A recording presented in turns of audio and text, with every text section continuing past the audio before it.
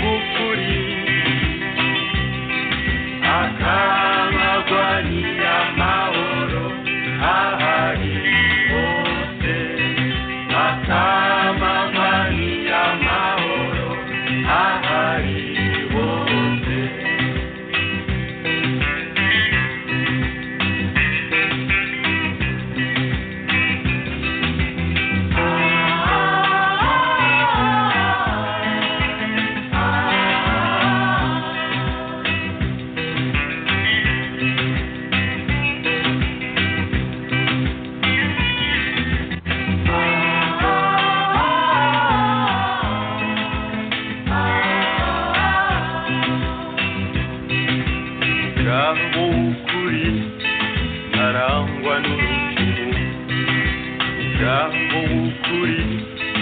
arangwa n'umutima akamavugwa neza ku bantu bose umugabo w'ukuri arangwa n'urucumu umugabo w'ukuri arangwa n'umutima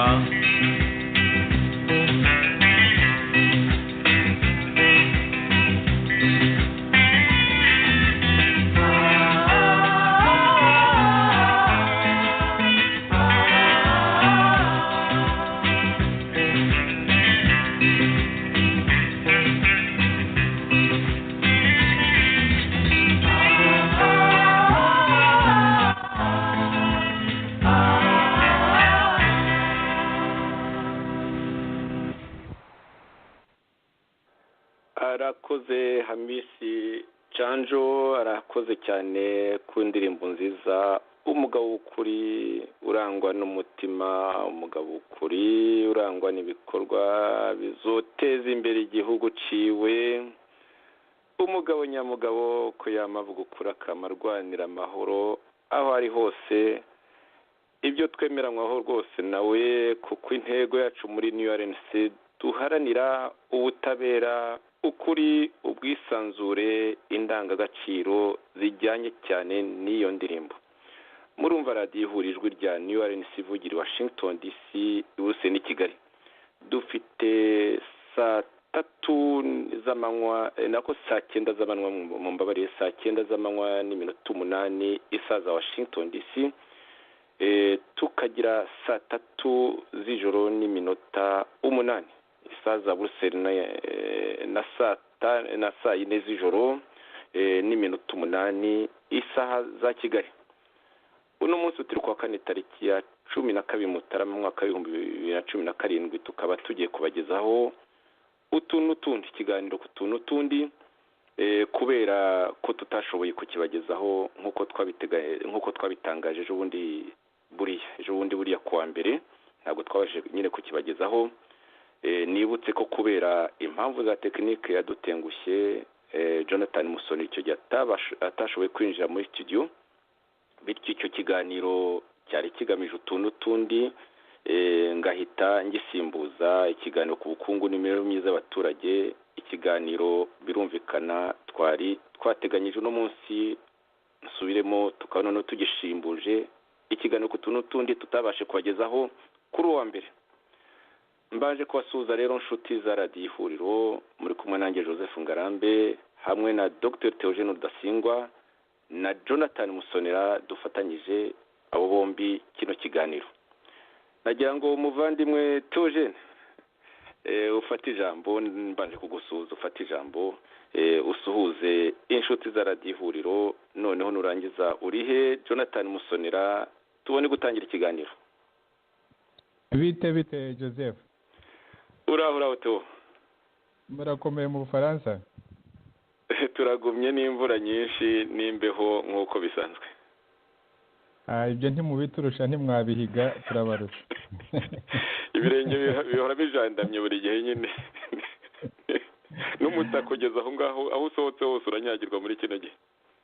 Mukomere ubwo nagira ngo nsuhuze n'umuvandimwe Jonathan, tunasuhuze inshuti zacu n'abavandimwe bakurikirana ibiganiro, inshuti za radiyo ihuriro. Dutangiye umwaka mushya kandi dukomeje kubifurizamo ibyiza, kandi tunazirikana yuko ari mu gihugu ari hanze y'igihugu, umunyarwandakazi aho ari hose arababaye, dufite ibibazo byinshi, ariko muri ako gahinda, muri ayo marira, muri ako kababaro, ngira ngo turusheho kwiringira yuko nidukomeza gufatanya, Imana igomba kuba hari byinshi iduteguriye byiza. Ubwo rero ni ukubifuriza nanone umwaka mushya muhire n'ibiganiro tubateganyiriza muri uyu mwaka, kandi tutanashidikanya yuko ibyo ari byo byose tuzongera tugatera intambwe mu nzira y'urugamba turimo, inzira yo kubohoza u Rwanda, atari ukurubohoza kwa kundi kwa FPR na MRND, ariko kuruvana ku ingoyi y'agatsiko, tugamije gukoresha ukuri nk'ukuntu twabimeje mu ihuriro rishya muri New RNC, kandi ko uko kuri ariko kuzatubohora. Ubwo nagira ngo ijambo mbe ndihaye umuvandimwe Jonathan, uranyumva? Ndakumva neza cyane. muri aho bwana Dr. Iwanyu Iranda ni ubukonje, hari icyo muturusha? Sigaho twe hano duhora mu bihu n'imvura, noneho nabonye n'urubura rwamanutse, tumerewe nabi. Mukomere. Nta kibazo rwose, turashima Imana.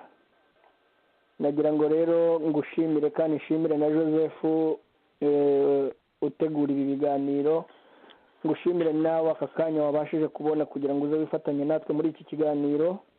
Shimire n'abakunzi bacu badutega amatwi buri gihe, baduha amanama y'ibikorwa bijyanye n'ibya radiyo, baduha ubutumwa kenshi cyangwa se badukosora aho tuba tutatunganije. Nkaba rero mbaramukije mbifuriza amahoro y'Imana, ngo muri iki kiganiro muze dufatanye kandi kirushaho kutwungura ibitekerezo, kuko twiyemeje kuvugisha ukuri no kugira ngo u Rwanda duteganya ruri imbere nyuma ya Kagame ruzabe u Rwanda ruhagaze ku kuri, ubutabera, ubwisanzure, koroherana no kugira urukundo. Aba rero nanjye mbasuhuje kandi mbifuriza amahoro y'Imana, ngo tubane amahoro muri iki kiganiro. Murakoze bwana Joseph, ijambo ni ryawe. Urakoze cyane Jonathan, ndagushima. Yego utaratangira ikiganiro, nagira ngo ari wowe wari namusanira n'abavandimwe bacu mu ihuriro rishya, mbaye felicitation ko twarengeje amezi atandatu, kandi abantu baraduteze iminsi cyane, turacyahumeka rero, nabyo tubishimira Imana. Ariko cyane cyane nk'umuntu uyoboye iyi radiyo ihuriro, nanone nagira ngo nguhe felicitation n'iyo radiyo ihuriro, kubera ko nayo ubwo imaze amezi atandatu, iyo uba hafi na amezi atandatu sinashobora kukugurira champagne, ariko wenda nawe kukugurira icupa rya byeri. Ndayishimye. Nako nagira ngo utaratangira. Ndagushimiye cyane no kubibukije kuko tuzashaka umwanya tugaruke kuri aya mezi atandatu tumaze amezi atandatu n'iminsi itandatu, tumaze amezi atandatu n'iminsi 12 mu ihuriro rishya, tumaze amezi atandatu n'iminsi 12 turishinze, ariko tukaba tumaze amezi atandatu n'iminsi itandatu dushinze ino radiyo. Aha rwose tuzagaruka kuri retrospective, turebe subiza amaso inyuma, ndetse ntabwo rwose nzanibuza kukuganiriza kuri iriya radiyo yindi yasigaye mu ihuriro rishaje washinze, kuko naho mfite ibihe bya mbere byayo utwingingira kuyumva, rwose tukubwira tugufelicita. Hari mfite Jonathan avuga ati iryo jambo itahuka, rwose abantu benshi baryanze, ati ibiganiro byacu barabikunze, ariko iryo jambo itahuka baryanze. Inyandiko ya Jonathan ngubu hari aho mufite ibyo yose tuzahita tubigarukaho, kuko burya ubuzima ni no kureba inyuma. Yego nuko ibyo byose nyine tuzabiganira, n'amatariki wayitangiriyeho tunaganire no kuri iyi ngiyi, tuzabishakire umwanya wabyo. Urakoze rwose kubyibutsa, kuko aya mateka y'imikorere yacu, aya mateka ya opposition kimwe n'amateka y'igihugu cyacu ni ibintu umuntu aba agomba buri gihe kureba, agasubiza amaso inyuma, akareba ibyiza byabayemo, akareba n'aho byapfiriye, bityo bigatuma nyine imbere hacu umuntu arusha kuhabona neza no gutanga no kwiha amahirwe yo gusohoza inshingano. Ndabashimiye rero mwembi Jonathan nawe Dr Theogene, murakoze rwose. Nibutse gato mu kiganiro utuntu n'utundi giherutse cy'ubushize hari ku itariki ya gatatu za kuno kwezi, twabikibagejeje hari kuwa kabiri kubera nyine impamvu za tekinike rimwe na rimwe zijya zituma duhindagura iminsi. Muri icyo kiganiro igice cyacyo cya kabiri twavuze ku bintu by'ubwicanyi, dusesengura ikinyamakuru Umuseke cyo ku itariki ya 30 z'ukwa 12 2016 cyari gifite ino nyito umwaka wa 2016, umwaka warijije abanyarwanda utwara abakomeye n'umwami Kigeli wa gatanu. Icyo kinyamakuru Umuseke cyatangaga n'amazina mu bantu bitabye Imana. Birumvikana nacyo kibaza rwose, cyagize ubutwari bwo kwibaza ko abo bantu bose bapfuye mu buryo butumvikana, uburyo bugoye kumva, ariko twebwe ntabwo tuvuga gutyo, twe tubivuga uko biri. Muri abo bahisi nyine twe twibaje nako twisubiza, tuzi neza ko benshi batazi urw'ikirago. Hagiye hagaragara ibimenyetso, cyane cyane ko hagiye hagaragara ibimenyetso ko abenshi bahotowe na DMI, yemwe na polisi ubwayo ikora nyine nka DMI, ubwo ikora ubwo buhotozi nk'uko byari bimeze na kera ikiri gendarmerie igitegekwa na Kayumba Nyamwasa. Twagiye tuyinenga, tuvuga nyine uko ibintu bimeze, twe dusesengura tuvuga ibintu uko biri, kuko polisi na DMI nk'uko twabibonye yowe n'aba DMI binararibonye mu guhotora nka Gasana Rurayi na Badani Munyuza batojwe na Kayumba Nyamwasa. Musoni rero yaje kubwira abakunzi baragihura, yego nibyo nayo ngiye kugeraho, waje kubwira abantu ko Dan Munyuza yari afite akazi n'akagatazirano muri DMI na RDF, bari batije ngo mu Rugande Kanywa Musayi, byo sindamenya kubivuga neza, amahezo bizaza, ngo mu Kinyarwanda bikaba bivuga kanywa amaraso. Uza kuvuga rwose kuva muri za training wing ubwicanyi bwe buzwi, ko bwasingizwaga kandi ko za promotion izamurwa mu mapete yagiye arigezwaho nyine no kuba Kanywa Musayi, no kunywa amaraso nyine y'Abanyarwanda, y'Abanyekongo, ay'Abanya-Uganda, ay'Abarundi. Uza kuvuga nyine ko DMI y'Abadani n'Abakabarebe ari bo bari inyuma y'ubwicanyi, aribo bari n'inyuma muri iki gihe y'ubwicanyi hanini mu Burundi, ko bakomeje akazi. Mu kwanzura rero icyo kiganiro cy'ubushize, twavuze ko tugomba guharanira u Rwanda rw'ejo rutarangwa n'ubuhotozi bw'inzego z'umutekano, ko rwose ariyo ntambara turwana, kandi ko kuvuga ukuri kuri ubwo buhotozi ari inzira nyakuri yo kuburwanya no gusana imitima yabo bwahekuye. Rwose ibyo twarabitinzeho. Ndagira ngo nshimire cyane cyane wowe Jonathan wakoze ubusesenguzi bukomeye. Ubwo twavuze ko tuzakomeza kuganira kuri ubwo bwicanyi, birumvikana kuko ngo ushaka gukira ikibi arakirata. Twavuze ko tuzakomeza kuganira kuri ubwo bwicanyi nk'uko dusanzwe tubikora, ikaba ari nabyo turi bukore mu kanya, ariko duhereye ku itangazo rya RNC ishaje, aho umunyamabanga mukuru wayo Dr Emmanuel Hakizimana yashyize kuri radiyo.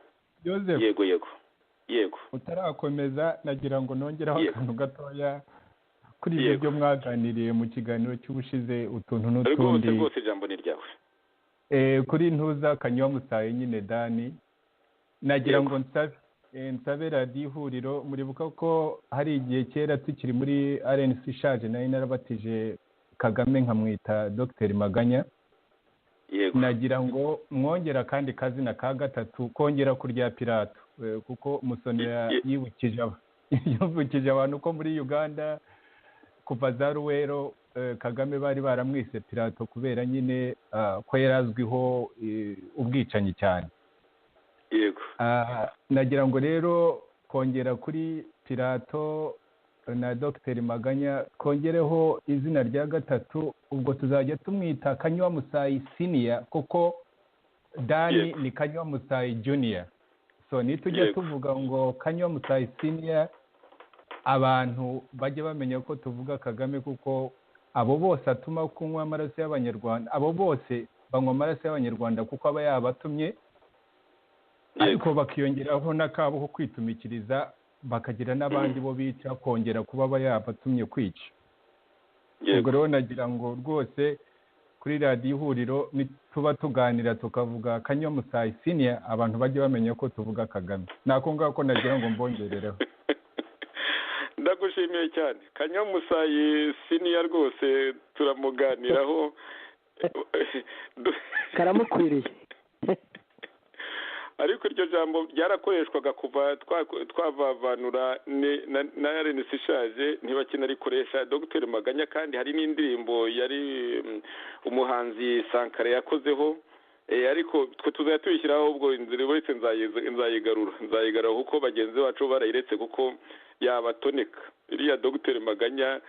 ubwo abahanzi nababwira iki, Kanywa Musayi Senior na ba junior babo nababwira iki bahanzi, dore ko ujya ubakorera inspiration nyine uvuze Dr Maganya n'indirimbo yakurikiyeho. n'ubu ndatekereza neza yuko hatabura abahanzi bazahita bafata Kanywa Musayi Senior na ba junior abo ngabo, cyane cyane ko iryo jambo benshi nyine barifashe banarikoresha, kandi yego ni jambo ribabaje, ariko rero niyo mateka mabi ya FPR-DMI.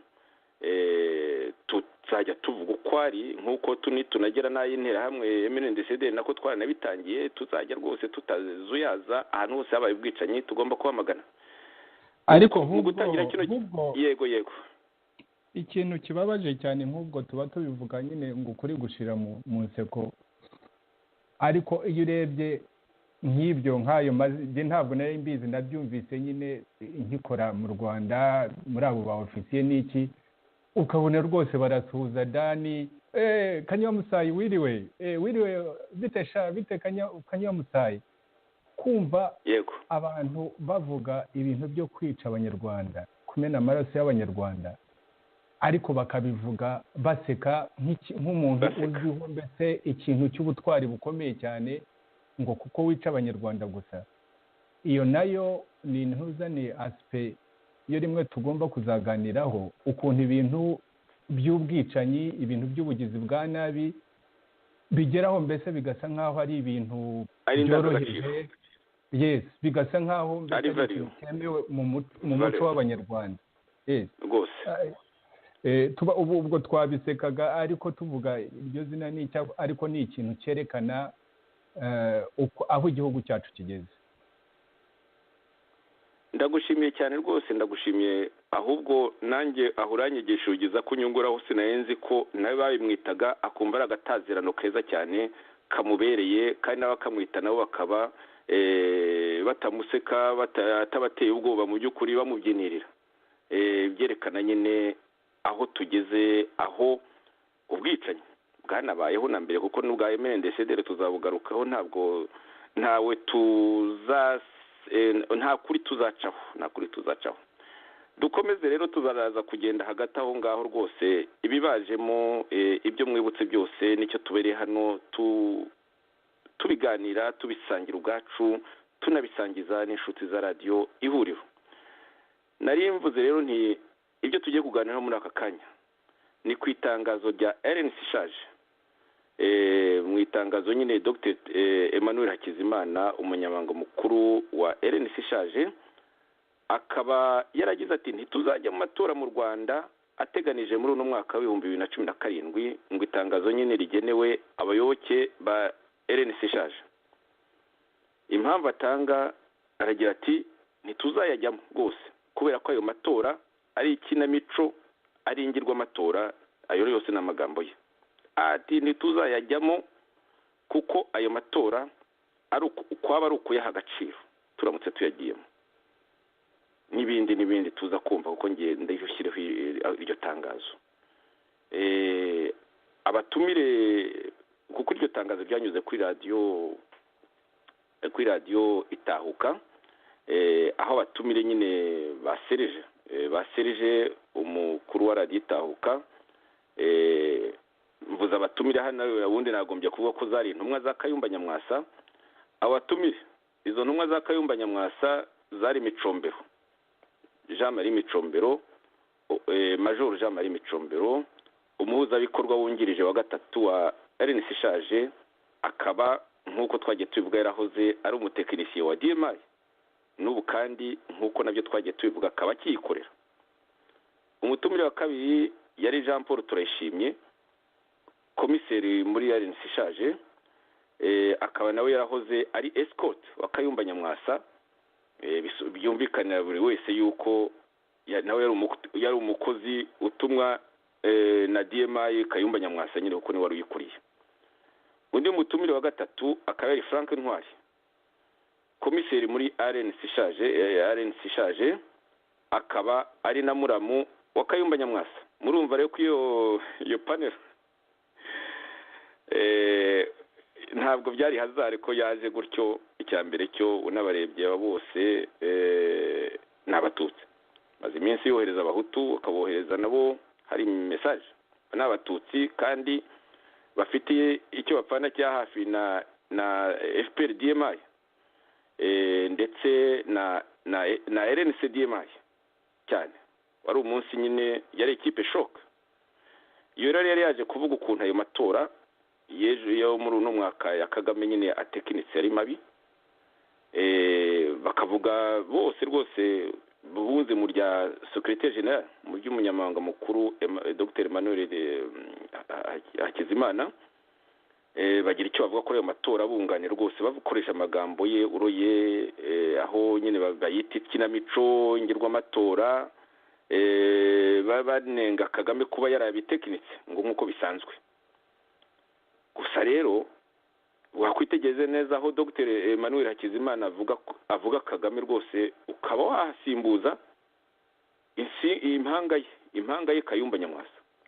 Aha hose avuga Kagame rwose ushatse wasimbuza impanga ye Kayumba Nyamwasa. Nawe aho avuga FPR, dore ko batinya kuvuga FPR DMI, ukaba wahasimbuza RNC DMI.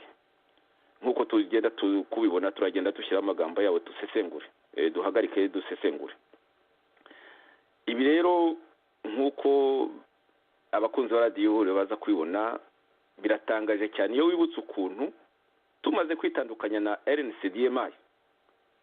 Kayumba Nyamwasa wari wayishimutse akanama ka RNC gashinzwe amatora yohereje ku rugamba rw'ibitangazamakuru, harimo radiyo Itahuka, yohereza y'abateruzi b'ibibindi bari barangajwe imbere na Gervais Condo, barisihinga biratinda, ndetse byanabaye no kuri radio BBC gahuza miryango barisinga rwose biratinda, ngo ikitujyanye ngo duhunza amatora. Gusa rero umuntu yumvise iyo mvugo yaba akaba yakwibaza ko ibyo twabanengaga sibyo mu by'ukuri ari bakorera banenga Kagame. Ibyo twanengaga Kayumba n'agatsiko nibyo mu by'ukuri ari banenga Kagame. Ibyo bise ko twahunze demokarasi ku kibo badatekereza ko nabo FPR DMI izabibabwira. Ikibazo cy'amatora koko tuze gukosora ni ikinamico, turabyemera twebwe. New RNC izagira n'ikinabivugaho mu minsi iri imbere, ariko muri New RNC tuzaba tudakoresheje double standard, deux poids deux mesures, kuko twebwe twamagana itekinika ry'amatora aho riturutse hose. Twararyamaganye muri RNC ishaje tunitandukanya nayo, atari yo nenge yonyine twayihoye birumvikana. Ariko rero twebwe ni umurongo wacu udakuka. Aba rero barakoresha ibintu umuntu yakwita deux poids deux mesures mu gifaransa cyangwa double standard mu cyongereza. Ikindi cyo rero turi buganireho ni uko mu mvugo yabo abo bose izo ntumwa nako abatumire ngo ba Serge Ndayizeye umuyobozi wa radio Itahuka, twita mu by'ukuri kandi tuzi neza ibyo tuvuga, twita mu by'ukuri intumwa za Kayumba Nyamwasa, abo bose rero bagiye bazamukire, bagiye baganira no kwiraswa ry'umunyamategeko Tonzi Nzamwita, cyane cyane by'umwihariko Jean Marie Micombero, kuko bose bakomoka muri Kongo, barabanye ngo baraziranye neza nk'uko nabivuga. Ariko rero bazamukira kuri ibyo, kuri ubwo bwicanyi bwakorewe umunyamategeko Tonzi Nzamwita nta bwoba. Abo batumire ba Serge Ndayizeye nako intumwa za Kayumba Nyamwasa bisubiremo,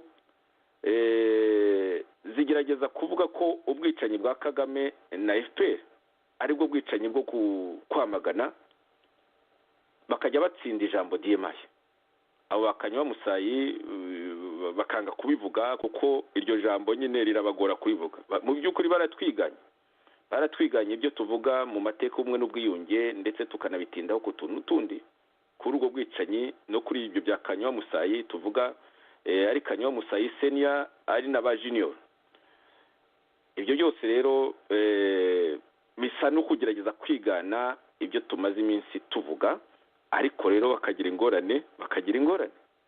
Hari naho Micombero, Jean Marie Micombero, umutekinisiye Jean Marie Micombero ahoze nk'uko nzagaro rwose n'amajwi yabyivugiraho, kuko yahoze ari n'umwe escort wa Kagame akaza kumwohereza muri CND gukora iperereza nyine n'ubutekinisiye, ndetse akaza no kumwohereza kwa Pasteur Bizimungu, nawe aza kuvuga mu magambo ye muraza kumva avuga Pasteur Bizimungu kandi ari we wagufashije Kagame mu kumugusha, kuko yari yamujyanye we nyine ngo niwe ushinzwe kumurinda, ariko ashinzwe mu by'ukuri kumushakira ibizamugusha. Hari aho rero Jean Marie Micombero ageze akavuga ngo agiye kuvuga kuri background y'ubwicanyi bwa FPR. Ntavuge DMI, birumvikana akabivuga, twe turaza kubivuga rero niturangiza turanzura. Nagira ngo rero ndabitinze kuko introduction ni ndende, ni ibintu bikomeye, nitutabirangiza uno munsi tuzabikomeza ubutaha. Nagira ngo rero niba munkundiye bagenzi banjye Jonathan Musone na Theogene Rudasingwa, ntangirire niba mufite objection murambwe, ariko nagira ngo ntangire kwitangazo rya SG wa RNC ishaje Dr Manuel Hakizimana. Reka iryo tangazo nyine indirimbo iritangira n'indirimbo ya Semuhanuka, mu by'ukuri muri aka iyo nyishyiraho niyitangira icyo kiganiro. Iyo ndirimbo ya Semuhanuka nyine yo muri icyo kiganiro kuko itariki za karindwi z'ukwa mbere itangiza, aha Semuhanuka ntaba ari Kagame wenyine na DMI, ni na RNC DMI nayo mu by'ukuri muri bwumve ukuntu ntawe itandukaniye nk'uko tudahwema kubivuga na FPR DMI na Kanywa Musayi senior Paul Kagame. Reka rero niba nta objection mugize ntangire nshyireho icyo kiganiro.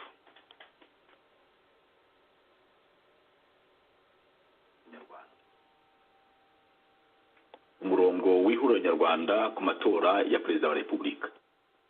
Mu mpera z'umwaka ushize w'ibihumbi 2016, Leta y'u Rwanda yatangaje ko amatora ya perezida wa Repubulika azaba mu kwezi kwa Kanama 2017. Hakurikijwe icyemezo cy'inama ya biro politiki yaryo yo kuwa 17 Ukuboza 2016, ihuriro nyarwanda riramenyesha abayoboke baryo bose kuryamagana ayo matora kubera ko ahabanye cyane n'amahame ya demokarasi riharanira.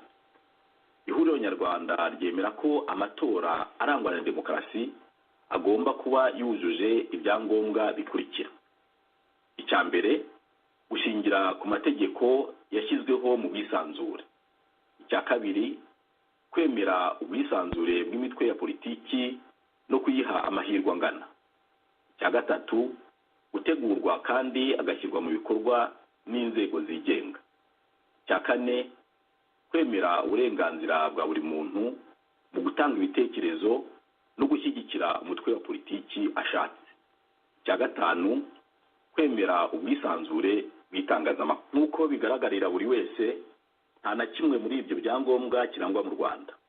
Icya mbere, itegeko nshinga ryahinduwe hakoreshejwe referendumu mu gahato n'iterabwoba kugira ngo Perezida Paul Kagame ashobore kwiyamamariza manda ya gatatu, binamubere urwinjiriro rwo kuzaba umukuru w'igihugu ubuzima bwe bwose. Abayobozi bakuru barahiriye kubahiriza itegeko nshinga, nibo babaye aba mbere mu gukora amanyanga yo kuributsa umutima waryo, baryambura abaturage, barigabira umuntu umwe. Ibi byatumye ibihugu by'amahanga byari bisanzwe ari inshuti z'u Rwanda nka Leta Zunze Ubumwe za Amerika n'ibihugu byo mu muryango w'ibihugu by'i Burayi bivuga ko iryo hindurwa ry'itegeko nshinga nta gaciro rifite, ko rikozwe mu nyungu z'umuntu umwe rukumbi, kandi ko Perezida Kagame atarakwiye kwihambira ku butegetsi nyuma y'ibihumbi 2017 kuko nta muntu kamara ubaho. Mu by'ukuri aha niho amatora yarangiriye. Icya kabiri, hashyizweho amategeko agamije kunaniza, gucunga cyangwa gukumira imitwe ya politiki itari mu kwaha kwa FPR cyangwa idashaka kukujyamo. Muri urwo rwego hashyizweho ihuriro ry'igihugu nyunguranabitekerezo ry'imitwe ya politiki kugira ngo FPR ishobore gucunga bitayigoye indi mitwe ya politiki no kwitegeka gahunda igomba kugenderaho.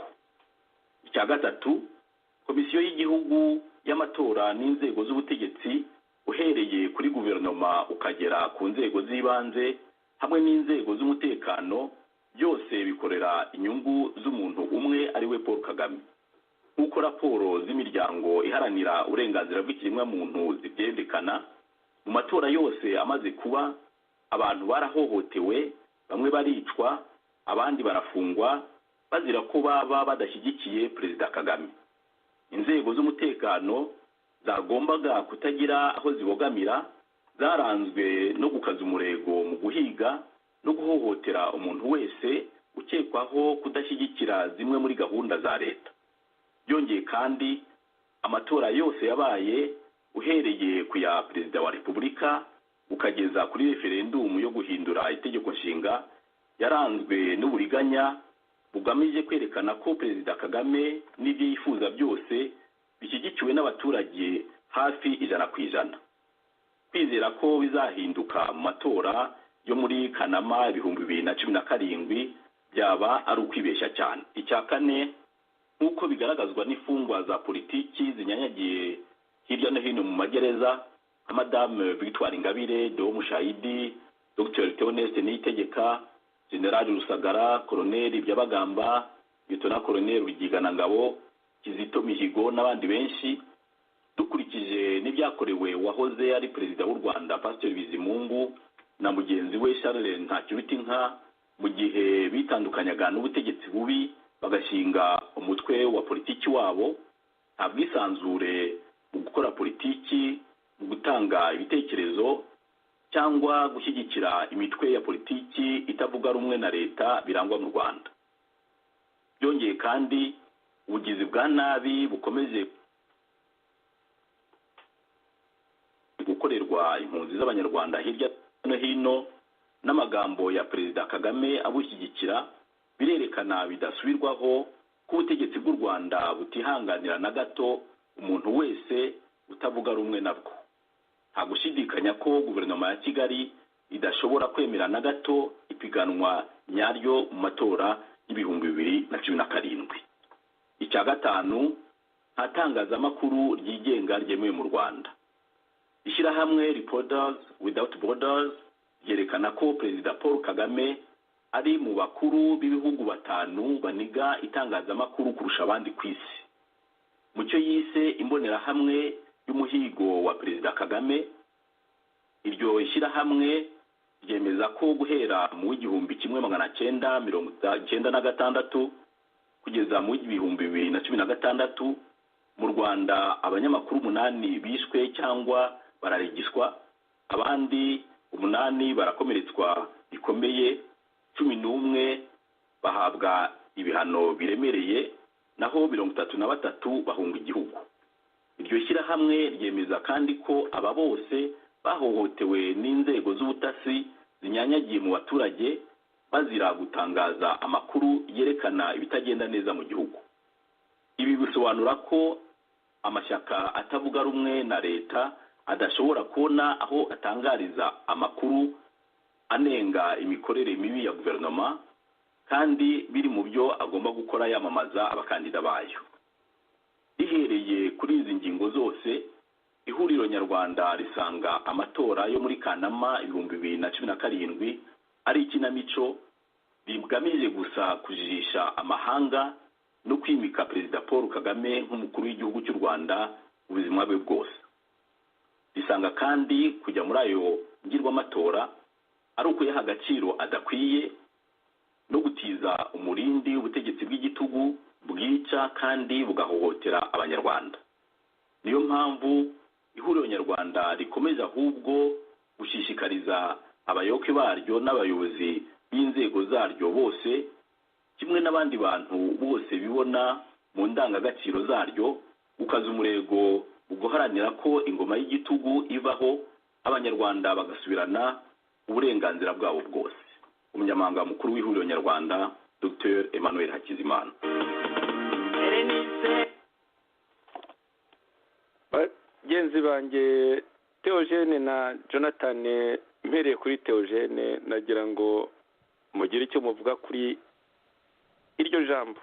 Mu by'ukuri abo batumire nako izo ntumwa za Kayumba Nyamwasa ziri bugende zisubiramo kuri ayo matora ngo afifitse nyine amatora tekinitse no kubwicanyi bwa FPR na Kagame, ariko bibagiza nyine bakavuga na background, ariko background nyine itavuga DMI, itavuga na Kanywa Musayi senior na ko junior Kayumba Nyamwasa warutaga aba junior icyo gihe ahubwo benshi. Nagira ngo duhere kuri Dr. Theogene Rudasingwa nyine turebe dusesengure iryo jambo risa ritangaje cyane cyane ko muzi ko harimo ibintu bari barabeshya abanyarwanda benshi cyane bakanabasaba n'amafaranga, noneho ahubwo bikaba bisa nkaho bariho bagerageza kwihohora no kugerageza kusama ibyasandaye. Theogene, ijambo ryawe. Wakoze Yosefu. Kandi wumvise ko nta nkubana bayivugamo, nkubana washimuswe majoro nkubana ntibanamuvugamo muri abo bose bahohoterwa. Ntabyumvise. Niba muri bose hari abamuhotoye cyangwa abamuhotoje urumva ko batabivuga. Ngibyo. Ngo akabigasekwa nk'akeza. Icyo navuga byasukunka gitoya cyane mu gutangira nyine kuganira kuri ibyo byose mu kiganiro. Icya mbere ni uko ibyo Dr. Hakizimana avuga anenga kuri Kagame byo mu by'ukuri nta kintu gishya, kuko kuva ihuriro ryatangira, ihuriro ririya rishaje, RNC yatangira mu mwaka w'2010 mu kwezi kwa 12, urabyibuka Musonera nawe Joseph, mureka ko ari byo twatangiriyeho, kandi imyaka 6 yose, hafi imyaka 6 nibyo twigishije. Ibyo bintu byose avuga anenga leta, anenga Kagame, iyo ni disikuru mu by'ukuri yari isanzwe no mu nyandiko zacu irimo, yewe n'izacu ubu ngubu dufite, kuko niho twahereye, ni ku byo twari twarakoze, uretse ko hari byinshi twari twaraniganywe ijambo ntidushobore gukora, ari byo ubu ngubu tugerageza gukora. Iyo ni disikuru rero isanzwe arimo kongera kuvuga, nta kintu abeshyaho ku by'uko ubutegetsi bumeze. Gusa icyo umuntu agomba kunenga ku bayobozi ba RNC ishaje ni uko muri analize yabo, kubera ko nk'ukuntu wanabyise, ngira ngo abe ariko tuzajya tunayita RNC DMI, ni uko iyo muri analize yabo bageze ahantu bagomba kuvuga ibintu uko biteye mu gihugu, ngo bavuge ko nk'ukuntu DMI yafashe ingwate ishyaka rya politiki RPF, igafata igisirikare cyahoze ari RPA ubu ngubu akaba ari RDF, ikaba yarafashe guverinoma yose, igafata ibyo twita sosiyete sivile, igafata amakiriziya. Urananyibukije rimwe Joseph rwose tuzakora ikiganiro ku bijyanye n'ukuntu DMI yigarurije sosiyete sivile, ariko cyane cyane tunaganire ukuntu DMI ubu ngubu yafashe za kiliziya, yewe no kugeza no kuri ntuza kuri kiliziya y'abayisilamu. Ibyo byose ikaba ifite empire y'amafaranga, nk'ukuntu twagiye tugerageza kubisobanura. Ibyo byose urumva abo bantu nk'aba Hakizimana we ndabizi kubera ko ni umuntu nzi cyane, nawe uramuzi cyane, nzi ibyo atekereza. Ntabwo ayobewe yuko DMI ariyo yafashe igihugu nk'ingwate muri iki gihe, kandi yagize ariyo yari ku isonga ry'ubwo bwicanyi bwose bwagiye bubaho mu gihugu. Ari nayo ubu ngubu iyo Kagame yakoresheje kwiyimika kuzaba mbese umuperezida, akaba nk'aba Idi Amin, nk'aba Bokassa, nk'aba Mobutu, akazabaho mbese uko atekereza ngo kugeza igihe azanapfira. Urumva rero ntabwo muri analize yabo barayikora, ariko bakagira aho bahagarara. Bahagarikwa n'iki? Bahagarikwa kuko bari kumwe n'uwubatse, n'uwafashije Kanywa Musayisini ya kubaka iyo DMI.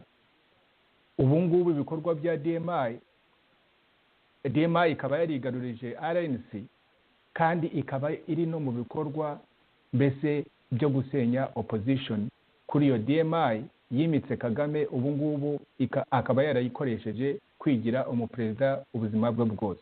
Urumva rero aho ngaho niho bagirira intege nke rero baziterwa n'uko nyine bari kumwe na Kayumba. Ntabwo bashobora gukora iyo analysis ngo bavuge ngo DMI iri mu gihugu, iri no hanze yacyo, uburyo ikora, ikaba iri no muri opposition, ikaba yarashenye RNC, ikaba yarashenye FDU, ikaba urabizi wowe Ngarambe kuva muri za 94 iyo opposition wagiye ubaho no muri za opposition zimwe mu mashyaka amwe, urabizi neza ukuntu yagiye isenya izi za opposition.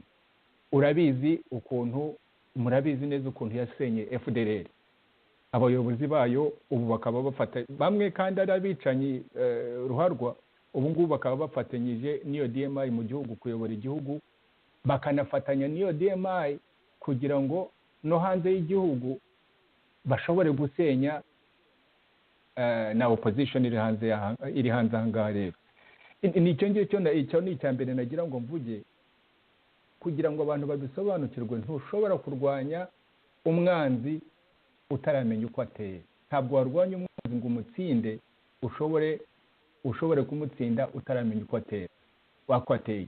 Iyo n'umuganga kugira ngo arwanye indwara arabanza akamenya ukuntu indwara iteye, kuko umuntu urwaye sida ntabwo wamuha aspirin ngo uvuge ngo iyi aspirin ngo muhaye ngo izamukiza, kuko ntabwo aspirin yakorewe kurwanya sida. Ntabwo umuntu yaba arwaye igituntu ngo umuhe umuti wa sida ngo utekereze ngo icyo virusi itera sida, umuti wo kurwanya virusi itera sida, ngo uvuge ngo cya gituntu arwaye giterwa n'icyo bita bacteria. Sinzi ko hari izina mu kinyarwanda iyo umuntu yavuga bacteria. Ni bagiteri, ni agakoko.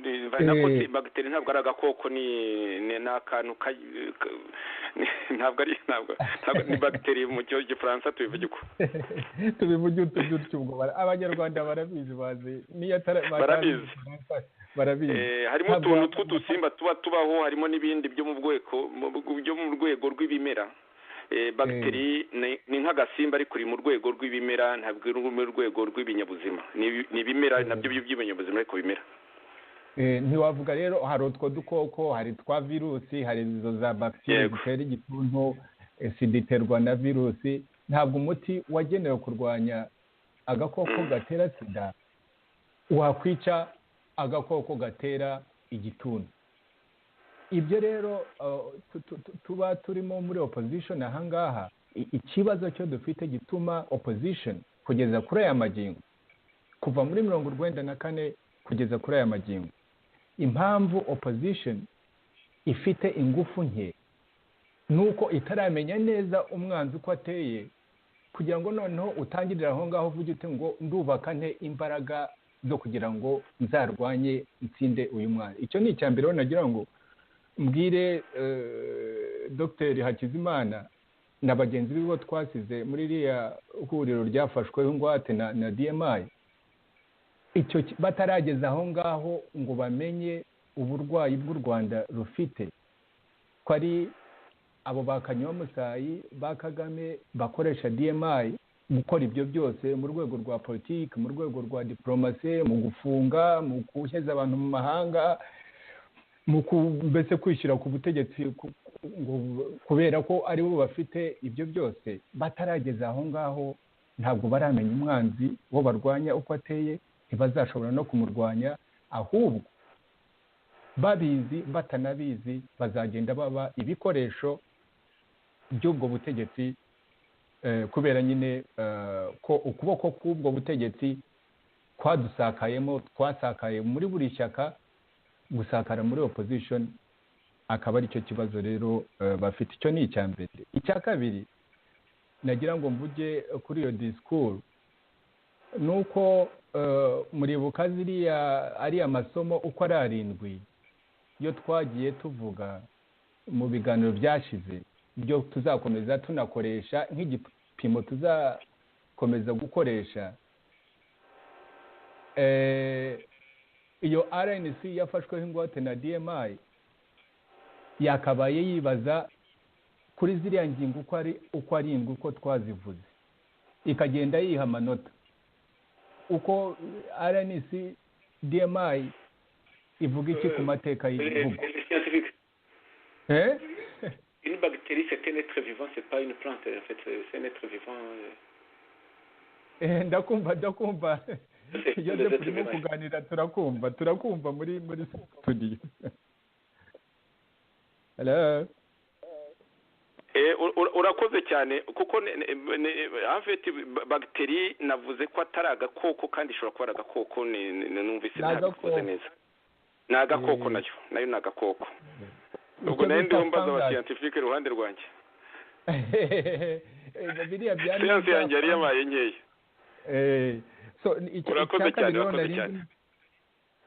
Icyo nari ndimo kuvuga cya kabiri nyine no kuvuga ngo kiriya gipimo cyo tuzagenda dukoresha mu biganiro byacu amateka, ziriya ngingo uko ari 7, mbese mu gukora analyse z'ingufu cyangwa intege nke opposition ifite n'abakoze opposition, ni ukugenda wibaza nyine ngo uko biriya bintu uko ari 7, ukibaza uti se mu mateka iyi RNC DMI amateka y'u Rwanda yabona ati, ese ideology yayo ni iyihe, ese ubwayo ndani iyo RNC iteye ite. Ibyo ngibyo rero ubwo nibyo wenda uri butujyanemo byo ku bindi bintu kugira ngo tubiganire neza, kuko ibyo bariho banenga ubutegetsi bwa DMI Kagame, DMI Kanyomusayi Senior, ibyo ngibyo nibyo byatangiye kuba imungu nkongwa irimo kugenda yariye iyo RNC ikavamo gusandara, ariko twitandukanije nayo. Iyo niyo nkongwa irimo kugenda irya opposition, yayitangiye kuva muri 1990 igihe yagiye ashingwa akazagira igihe DMI yasenya. Icyo nicyo kibazo bakabaye bibaza, kuko biriya bintu byose yanenze buriya butegetsi, uramutse utatangiye kubirwanya ubu ngubu utaragera mu butegetsi, kuko mu butegetsi habamo ibishuko byinshi cyane. Iyo wageze mu butegetsi, niyo wahoze ufite viziyo nziza nka biriya bya FPR, cyangwa se nk'ukuntu twavuga ko na Parmehutu muri Revolution 1959 yatangiye muri viziyo yayo, uretse ko hari aho yari ifite intege nke, yarebaga gusa kubohoza abahutu ntitekereze abanyarwanda bose. ariko nayo yari ifite iyo viziyo yo kumva ko u Rwanda ikwiriye kurushyira aheza, ariko ntibyayishobokeye. Kubera iki? Iyo wageze mu butegetsi ibishuko bikubana byinshi, iyo utitonze ubutegetsi ubuvanaho bikaba bya bindi byo guhindura imirishyo. Yamvuga abanyarwanda bavuga ngo ingoma zahinduye imirishyo gusa ariko zagumye ari za zindi. Ibyo rero nabwira Hakizimana bagenzi be, nibatitonda n'uwabatiza imbaraga bakavanaho Kagame, icyo gihe bazaba bamusimbuje indi DMI. Niba bakomeje uko bateye uko nguko, bazaba bamusimbuje indi DMI n'undi Kanyamusayi senior. Ibyo byose banenga kubera ko bizakomeza, kubera iyo utashoboye kumenya uburwayi bw'igihugu gifite, ntabwo ushobora kuvuga ngo urahindura gusa ngo kubera ko igihe kigeze ko Kagame akwiriye kuvaho undi mukuru wa DMI akajyaho. Nibyo ngibyo naba mvuze, hari byinshi byo kuvuga ariko ibyo nibyo naba ntangiriyeho mvuze. Urakoze cyane muvandimwe Theogene, uranakoze kuba wanyumvije ko ndiho mbaza ibya siyansi yanjye yari yantabye mu nama mbaza aba scientifique iruhande rwanjye. Jonathan Musonera, dusubiyemo bagiteri ni agakoko, ntabwo ari ibimera, ntabwo ari muri kategori y'ibimera, ni agakoko. Jonathan Musonera rero, nawe wumvise iryo jambo rya Dr Emmanuel Hakizimana, umunyamabanga mukuru w'ihuriro rishaje. Yego. Mu bimera banza ari biriya byo bita fungus. Yego. Ni muri kategori. Siyansi yanjye irashaje, biology yanjye irashaje. Ni kera hashize imyaka myinshi cyane. Musonera rero nagira ngo nawe ufate ijambo ugire ikivuga kuri iryo jambo, kuri iryo tangazo rikomeye basohoye, bamagana amatora afifitse, azaba afifitse kuko bazi neza ko abatekinitse, kandi rero tw'umunsi twayamaganye, baratwamaganye ahubwo, kandi twaratangaga ibimenyetso byose, banamagana ubwicanyi ndetse wumvise ko nawe bivuga, ndetse n'ahantu hose bagiye bafifika, harimo kwa Bizimungu Pasiteri yahoze ari perezida. Tutaragera rero kuri abo bandi bakiriye nyine iryo tangazo, Serge noneho akabasaba kurikorera komantere no kuri sesengura, no gusesengura mu by'ukuri no kurishimangira. Tutaragera aho ngaho, nagira ngo ugire ikivuga kuri iryo tangazo wunganira nyine mugenzi wacu Theogene Musonera. Ijambo ni ryawe niba uriho unyumva. Ndakumva neza bwana Joseph, uranyumva nawe? Ndakumva neza Jonathan. Urakoze cyane, kandi reka nshimire Dr Theogene ibisobanuro ubu busesenguro akoze kuri ririya tangazo Dr Hakizimana yatangaje. Nkaba ngira ngo nungwe mu byo yavugaga bijyanye n'uko iriya mvugo yo kunenga amatora n'ibyo ntacyo yabeshyeho. ni imvugo twamye tuvuga kuva dushinga nyine RNC, n'ubu ngubu turacyabivuga, tunabifite no mu mahame yacu. Ikindi ni uko amatora yewe nta n'amatora mbona, kuko nyine itegeko nshinga ryahinduriwe Kagame. Sinzi rero uwo bazaba basiganwa mu matora, kuko already ryamaze kumwimika. Nta kindi cyo gukora uretse kurwana urugamba rwo kuzakuraho Kagame n'agatsiko ke n'ubutegetsi bubi n'ubwicanyi bwabo. Naho ibya Hakizimana, ahubwo yewe icyo nagarukaho ni kimwe. Ese iyo atunze urutoki muri ibyo bikorwa byo kunenga amatora ya Kigali, yibuka ikinamico bakinnye mu mezi atagera no kuri anashize, ryo kuvuga ngo twahunze amatora, ngo barimo barakora ngo amatora ngo ari muri demokarasi. nkamwibariza ikibazo kimwe gusa kijyanye n'ubucabiranya no kurimanganya kwa DMI. kwakoreshejwe mu gushimuta RNC kukayishyira mu maboko ya Kayumba biturutse mu bufatanye bwa Hakizimana, Condo, Minani na Nayigiziki. Nkamwibariza nti Kayumba amaze gushimuta ibiro by'amatora akigira umukuru wayo, nyuma akaza no kwiyimika akigira uwungirije uwo yari yashyizeho mu by'ukuri w'agakingirizo, akimikamo n'umutekinisiye we Micombero. Yazatubabarira akagaruka noneho kuri radiyo Itahuka agasobanura iby'ayo matora ya Kayumba na bagenzi be abo ngabo, demokarasi yari irimo, akatubaza Kayumba wari ukuriye amatora wakiraga kandidatire akanatoresha, we kandidatire ye uwo yaba yarayihaye, uwaba yaramutoye, uburyo yaba yaragiye mu nzego z'ubwo buyobozi. Nabasha kuza akabidusobanurira azaze noneho abone kunenga koko ibyo Kanywa Musayisiniya akora, noneho atubwire noneho Kayumba we bahetse ubwo buriganya bwo kwiba amatora y'impunzi, impunzi ziri mu kaga hano hanze, agashimuta ngo akunde abone ibizamugeza ku butegetsi yifuza kugeraho, akoresheje cyane cyane n'izo mpunzi zirimo izo yamenesheje nk'uko twagiye tubibona mu bwicanyi bwagiye bukorerwa izi mpunzi.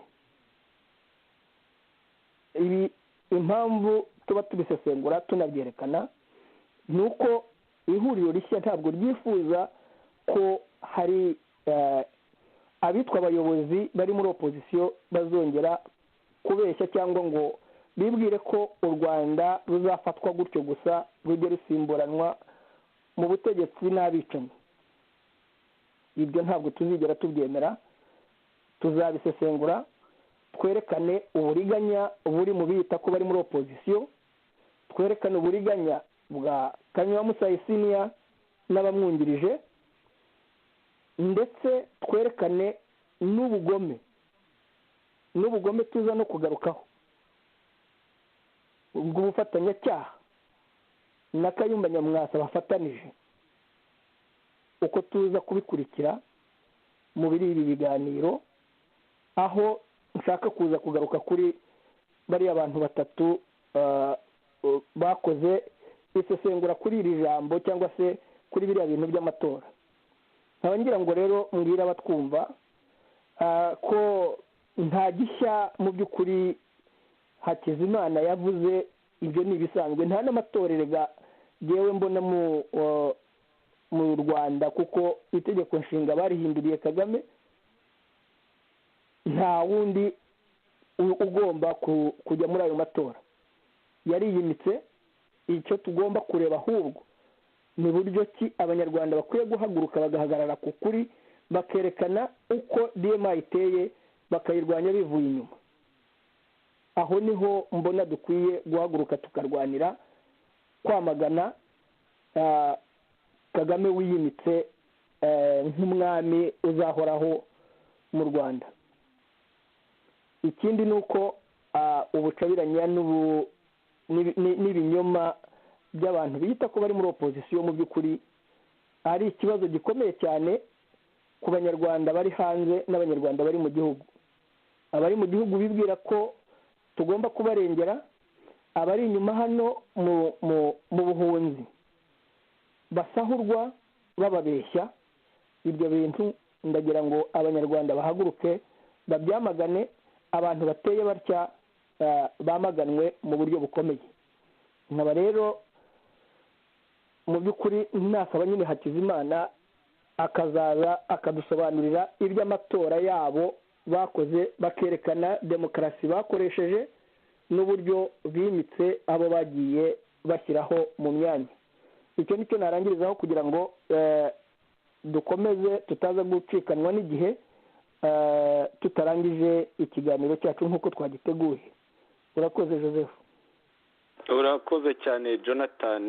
mu by'ukuri hariya nashyize itangazo rya secrétaire général Emmanuel Hakizimana hari muri kiganiro cyo ku itariki ya 10, ariko rero amajwi ngiye gushyiraho anagaragara muri icyo kiganiro ni ayagiye kuri ayavuzwe kuri short wave, aho abo batumirwa nyine bari no kuri short wave nyine ngo bari babwira abanyarwanda bumva short wave,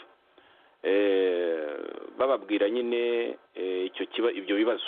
abo batatu ngiye guhera kuri Micombero nyine,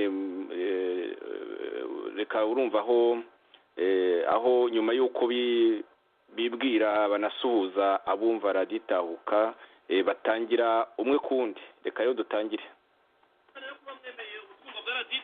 Ndagira ngo dutangire kuri ingingo ya mbere. Ingingo ya mbere ni itangazo rigenewe abayobozi b'Urwanda, cyane cyane ku murongo wa pozisiyo y'Urwanda ryafashe ku matora ateganyijwe muri Kanama umwaka wa 2017. Nkuko twaje tubiganira mu biganiro byacu bitandukanye, ndetse n'ikiganiro twagejeje ku bakunzi baraditahuka ku tariki 31, twavuze impamvu y'Urwanda ritemera aya matora. Jean Marie Micombero, ndagira ngo ingingo tuyitangirireho. Impamvu y'Urwanda rikomeje kwesista yuko aya matora tutayemera kandi dusaba abanyarwanda kutayashyigikira. Murakoze bwana Serge kuba mumbajije pozisiyo y'ihuriro nyarwanda kuri ikibazo cy'amatora.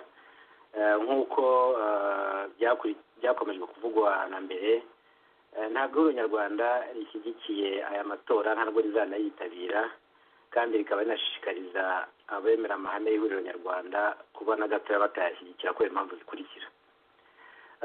Ihuriro nyarwanda risanga nta mpamvu yo kwinjira mu matora mu gihe ibizayavamo bizwi.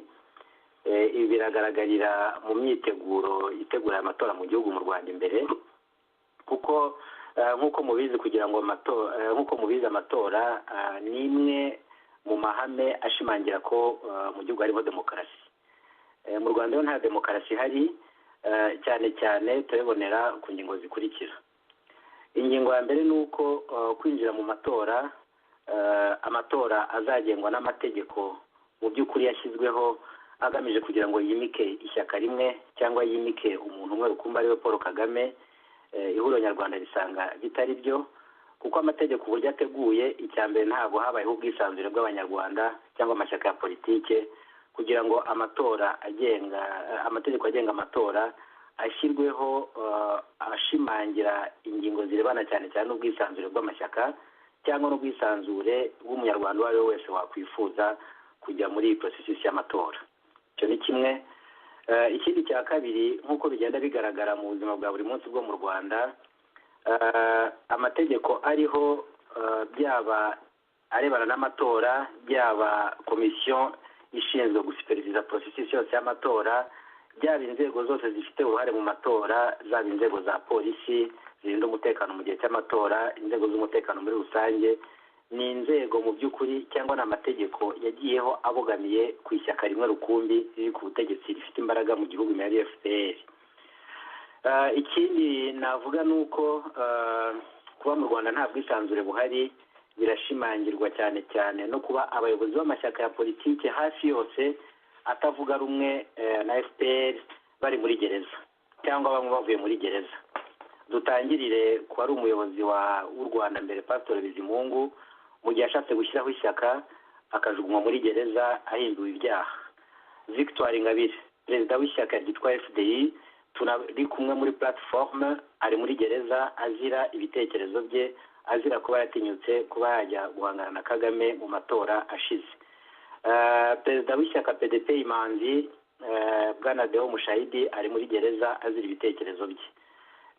Bwana Theoneste nawe wagize ibitekerezo bye byagaragazaga ko yifuza kujya guhangana na Kagame mu matora ya perezida ubushize.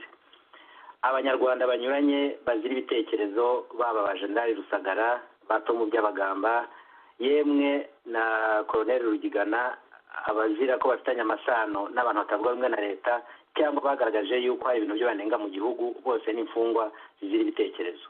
Igihe abanyarwanda badashobora kuba batanga ibitekerezo byabo ngo bitorere umuntu nk'uko babyifuza, ni ukuvuga ko ayo matora ikizavamo kiba kizwi.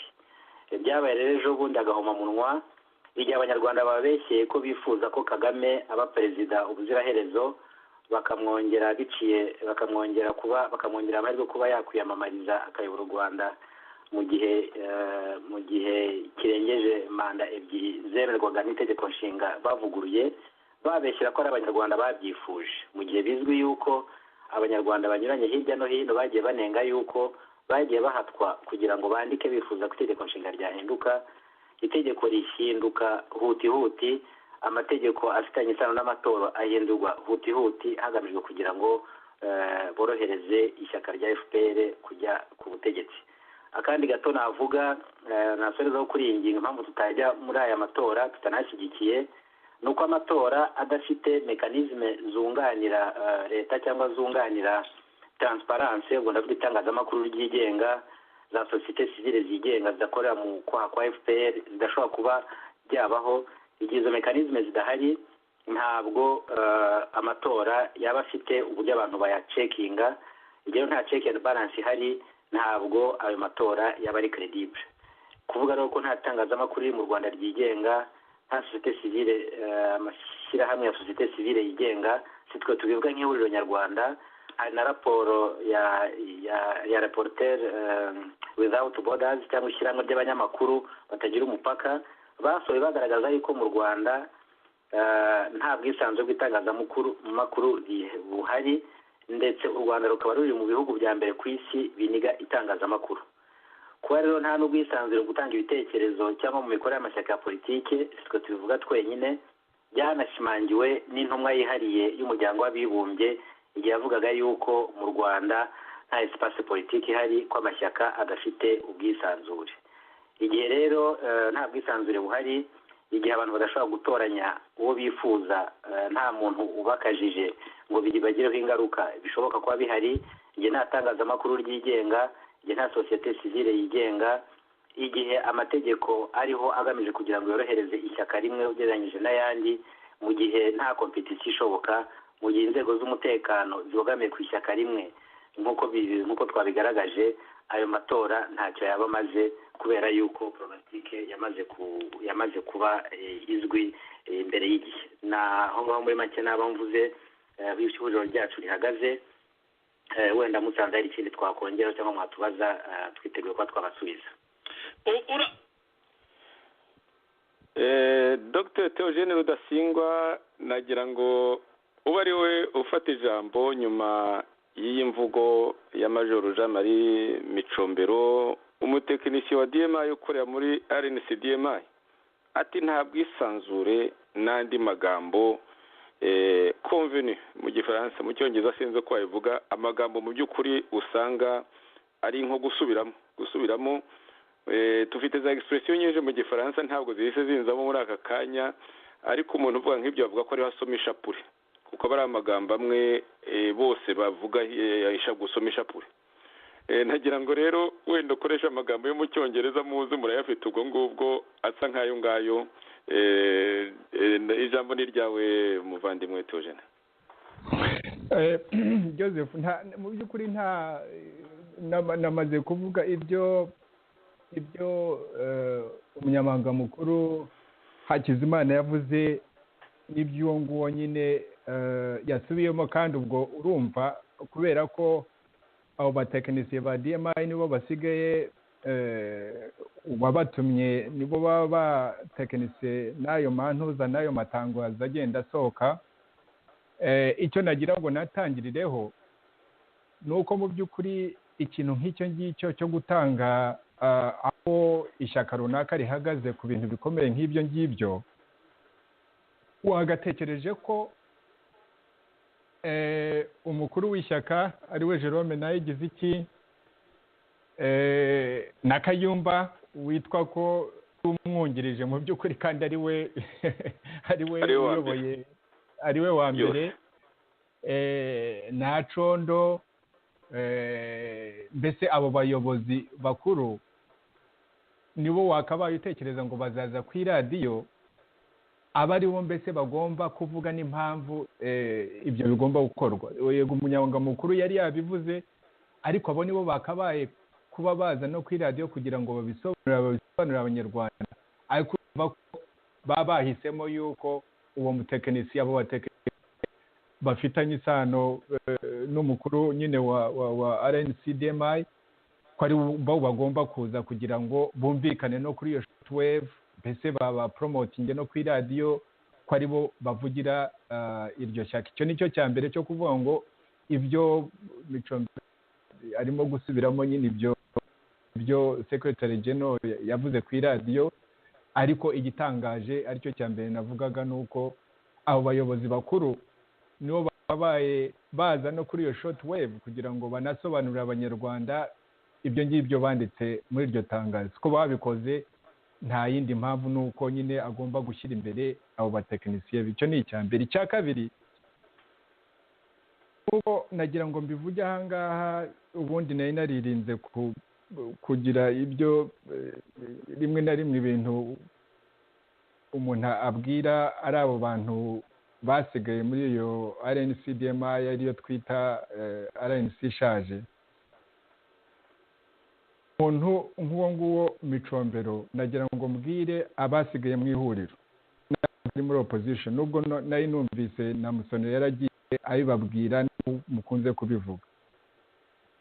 Amanama yose akorwa muri biro, amanama yose akorwa muri biro yicawemo na Micombero, bamenye yuko izo nama zose ibivugirwamo abirikodinga, bimwe akabyohereza DMI i Kigali, ibindi akabyohereza bamwe muri ibi bihugu byo dutuyemo, byo ducumbitsemo, sindi buvuge amazina kuko ubwo icyo gihe haba hari ikindi kibazo. Ibindi akabishyira muri ibyo bihugu mu bantu, rimwe na rimwe abishyiramo gusa nko kugira ngo yerekane ko ibintu byose biri muri organization abizi, ariko nyamukuru nagira ngo mbabwire ko ibyo ngibyo byose bivugirwa muri za biro hejuru aho ngaho.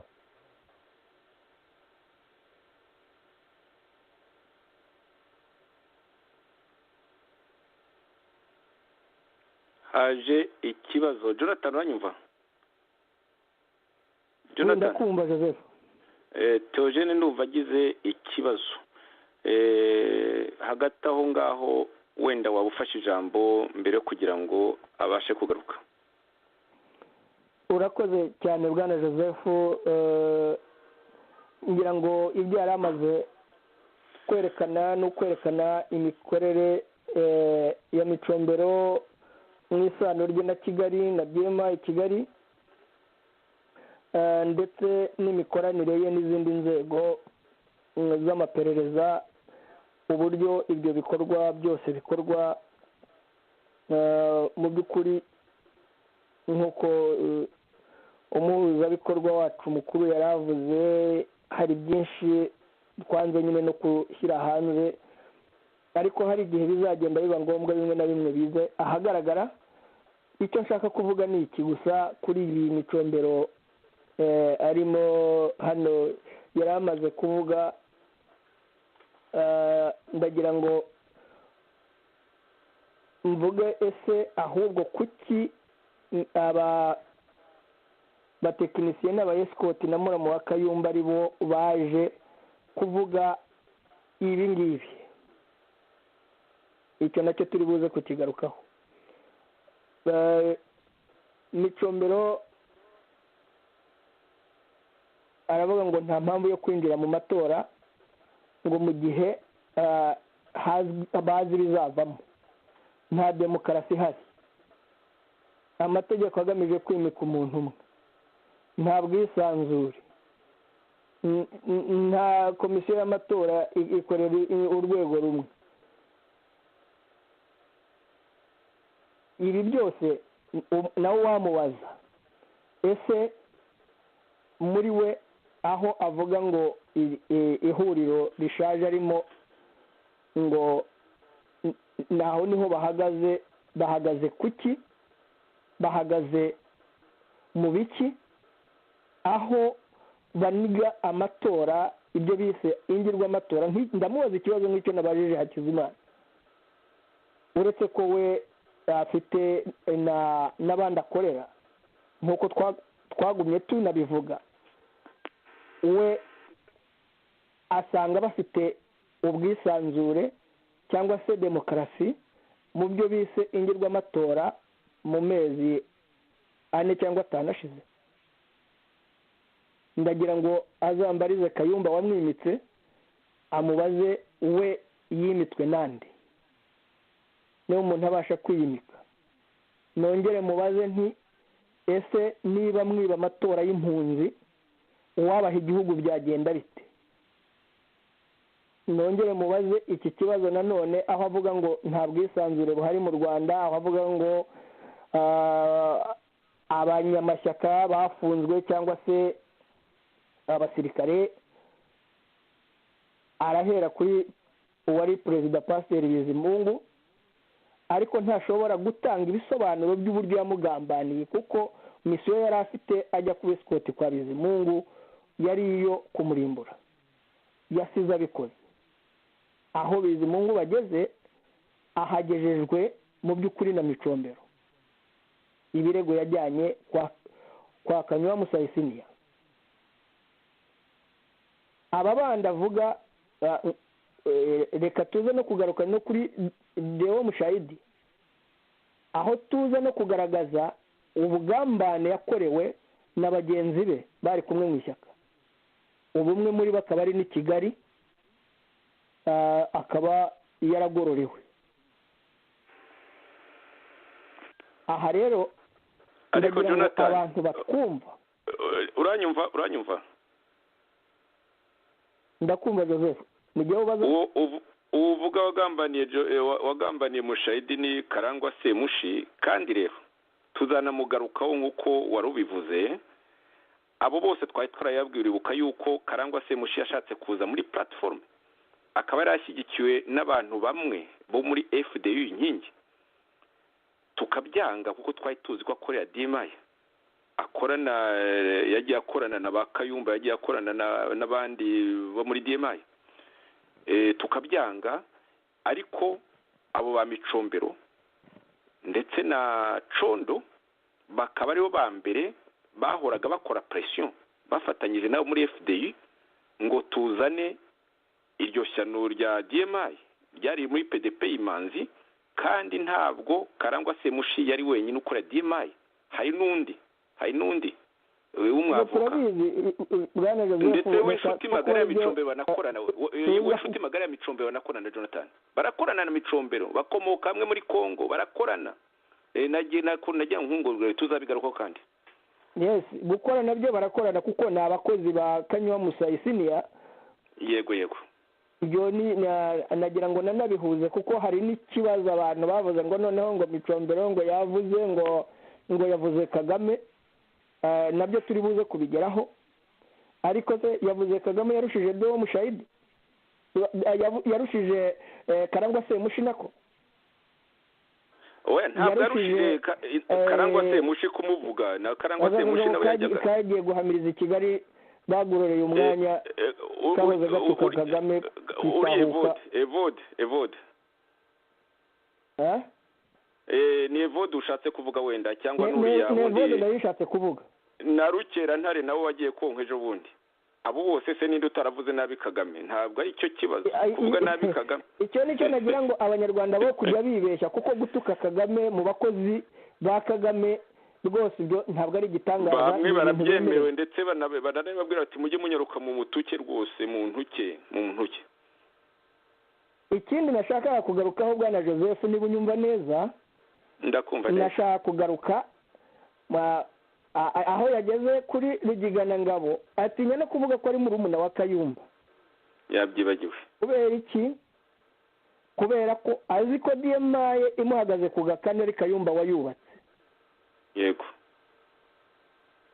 Urankurikira neza Bwana Joseph? Ndagukurikira neza cyane. Joseph, uranyumva?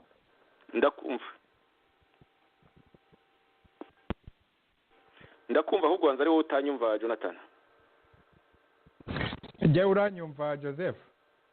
Ubu noneho nawe ndakumva rwose. Wari wagiye.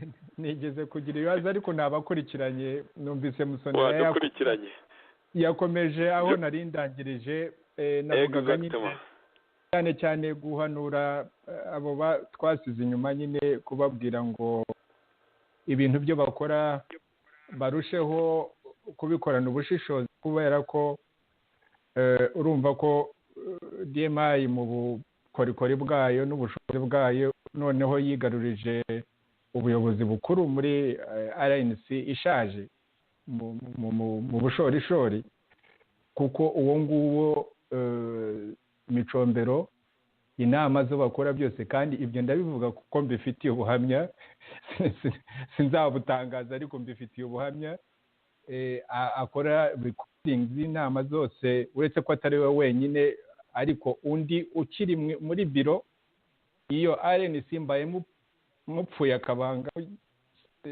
sinde mu muvuge nawe ukora recordings z'ayo manama yabo nanjye nkirimo wakoraga izo recording ariko navuga ubu ngubu nuko Micombero akora recording za biro agakora recording za executive committee agakora recording za biro politique ibyo bintu akabiha abamwohereje aribo DMI Kigali ibindi akabiha bamwe muri ibi bihugu byo twabayemo impunzi ngira ngo ibyo ngibyo birumvikana nagira ngo uzahutara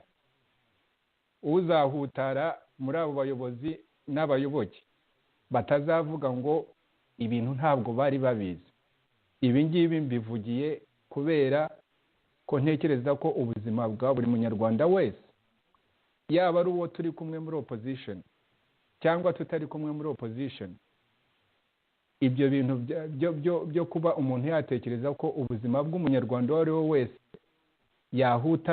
agahutazwa n'ibikorwa bene ibyo ngibyo ni inshingano yo twebwe dufite muri New RNC kuzajya tubishyira hanze nk'ukuntu ngo uyu mwaka abizirika imikandara keretse icyo tutazi ariko ikintu cyose cyo tuzi gishobora guhungabanya umunyarwanda yaba mu gihugu yaba hanze yacyo yaba ari uri muri New RNC cyangwa se utayirimo apfa kuba ari umunyarwanda gusa twebwe ubuzima bwe buratureba tuzakomeza gukora ibishoboka byose kugira ngo ubwo buzima bwe guhungabana ibi rero mbivugiye kugira ngo abantu twasize muri iyo RNC DMI n'abantu bari muri opposition nibagiwe ko mu byo ari codinga harimo n'amanama ya platform ibyo ngibyo rero ntihazagira ubutara hazagira ngo ntabwo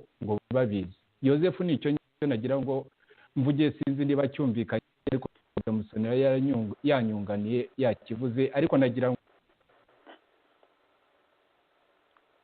sinzi ndumva nawe usa n'ugiye kandi Jonathan ntabwo nzi niba yagarutse Jonathan waba uri utwumva ndabumva neza uranyumva wowe ndakumva neza noneho ahubwo Theogene ndabona ari usa n'ugiye kuko numvise abaye nkugiye ubu ngubu umuntu aranyumvise turakumva noneho turakumva neza mwese noneho mwagarutse yego mwagarutse mwese nibyo byose twabyumvise nari ndangije nicyo ngicyo nagira ngo nshimangira ariko nari numvise na Musonera yanyunganiye ariko nagira ngo abantu bacyumve kivuye mu kanwa kanjye ari abo bantu bo muri RNC ari abari muri biro abari mu executive committee abari muri biro politique ubuyobozi bwa platform icyo kintu bucyumve yuko ntihazagira uhutara batazavuga ngo ntabwo bari babizi nicyo ngicyo Joseph nagira urakoze cyane muvandimwe Theogene Jonathan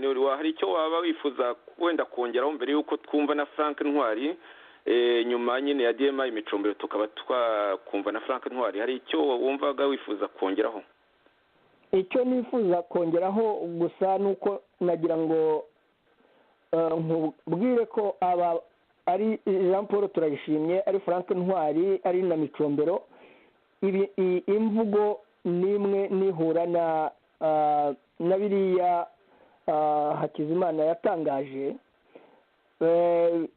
ahubwo nibaza ko dukwiye niba wampa akanya gato dukwiye kureba isano ry'aba batatu bafitanye na Kayumba Nyamwasa muri ubu butumwa yabahaye kuza gutanga, kugira ngo twihute gusevinga igihe tugire ku yindi ngingo rwose. nagira ngo rero nihute mbanze mbabwire ko Frank Ntwari wihuta cyane yego muramu wa Kayumba ni muramu wa Kayumba. Frank Ntwari igihe abandi bari ku rugamba we muri 1994 we yari mu busahuzi yarafatanije na muramu we imitungo yose bamuha buruse ajya kwiga muri South Africa, aho yajyanye imitungo ya muramu we yakozemo ibintu byinshi ku buryo ubu bafite ibikorwa biremereye n'amazu menshi muri South Africa. Jean Paul Turayishimye ni escort wa Kayumba Nyamwasa wari mu gihe cya 1994. Escort icyo bashinzwe no gushyira mu bikorwa ibyo bashebuja bashaka, byabaga bishingiye kuki, bishingiye mu busahuzi, mu bwicanyi, mu bikorwa biteye bityo, kuko escort icyo akora n'icyo shebuja amutegetse, cyane cyane iyo tuvuga DMI.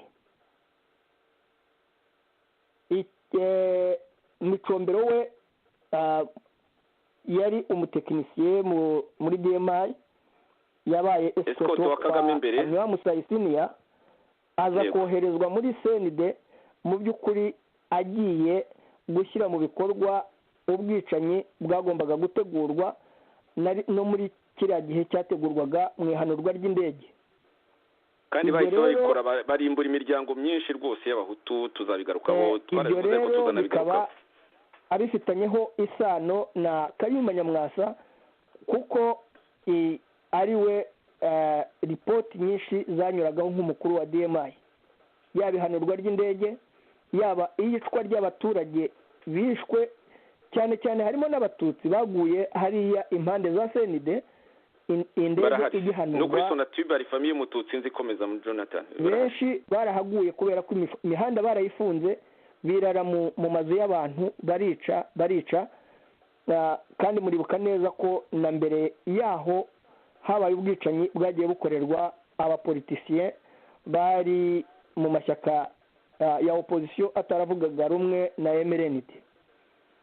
Ibyo rero bakaba bifitanyeho isano, ari nacyo cyatumye bafatanya mu gusenya ihuriro Nyarwanda RNC twari twarubatse, tubasha kubareka kuko nta kindi twabonaga, kuko umurongo twariho n'uwo bariho ntabwo wari umwe.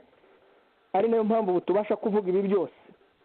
Abahagurukije ate nuko ibikorwa byinshi tumaze iminsi dukora tuvuga, mu by'ukuri basanze nta disikuru n'imwe bafite yo kuvuga, nta gishya bazanye. Gusa rero nagira ngo mbwira abatwumva ko bakwiye gushishoza no kwitonda, aho tuza kugaruka ku gice cya kabiri cy'iki kiganiro tubereka uburyo bakwiye kwitonda no gushishoza, cyane cyane ko ibikorwa byabo bikorana na Kigali. Nta hantu na hamwe wigeze wumva Micombero anavuga Majoro Nkubana wari kumwe nabo agashimutwa cyangwa se akagirirwa, ntawe aho bamuvuga, nta naho bamutunga, nta naho bamutabariza. Nawe mwumve aba bantu imikorere yabo ukuntu iteye. Joseph naho nagarukira kugira ngo twihutishe igihe tubashe kugera ku gice cya kabiri. Biratugora cyane ariko reka tubikore. Reka tubikore Jonathan, reka twihute cyane nshyireho habanze Jean Paul Turayishimye kuri aya matora nanone, kuko bose bagomba guhabwa ijambo nk'uko twabisezeranye. Frank Ntwara akurikira, reka tukurekere tukutu cyane Jean Marie Micombero kugaragaza nyine iyo position cyangwa uwo murongo w'ihuriro Nyarwanda aho rihagaze. Gana Jean Paul Turayishimiye kuko ihuriro Nyarwanda ryamye rivuga yuko ubwisanzure bw'ikiremwa muntu mu Rwanda butubahirizwa, nk'uko muri uyu murongo w'ishyaka rya politike Jean Marie Micombero abishimangiye ku banyarwanda bari mu Rwanda badafite amahitamo yo kunenga, ni iki kindi wababwira ku byemezo by'ishyaka n'umurongo wa politiki kuri pozisiyo yo ko amatora yo mu Rwanda ari amatora aba afifitse, ari amatora adaciye mu mucyo? Ni iki kindi wabwira umunyarwanda udafite ubwisanzure bwo kwihitiramo no kunenga ibyo leta itamwemerera? urakoze Serge, ntabwo ndi bwongereho ikintu kinini cyane kuko numvise byinshi kandi kuko twese duhuriye mu ihuriro rimwe, ariko ikindi kintu gusa navuga ni uko kitari gishya ni uko FPR abantu bose nubwo bavuga ko bamwe bashobora kuba bari muri PSD n'ahandi, ariko turabizi ko umukandida cyangwa se umuntu wiyamamariza kuba umuperezida n'umwe gusa. Kugeraho kwirirwa ujya no gukora amatora yo gupfusha igihe cyawe ubusa, tuzi neza ko abanyarwanda bahatiwe guhindura itegeko nshinga. Ku rundi ruhande nabwo ni nko kuvuga ko nari yahindurwa ry'itegeko nshinga uba urihaye n'agaciro. Kuba rero ababiri mu Rwanda bazabyitabira ntabwo ari ukubera ubushake bwabo.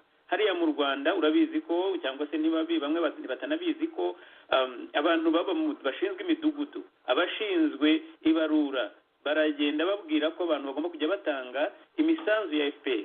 Amatora bamwe banavuga ko yanarangiye, kandi kuko turabizi ko yarangiye igihe bahinduraga itegeko nshinga.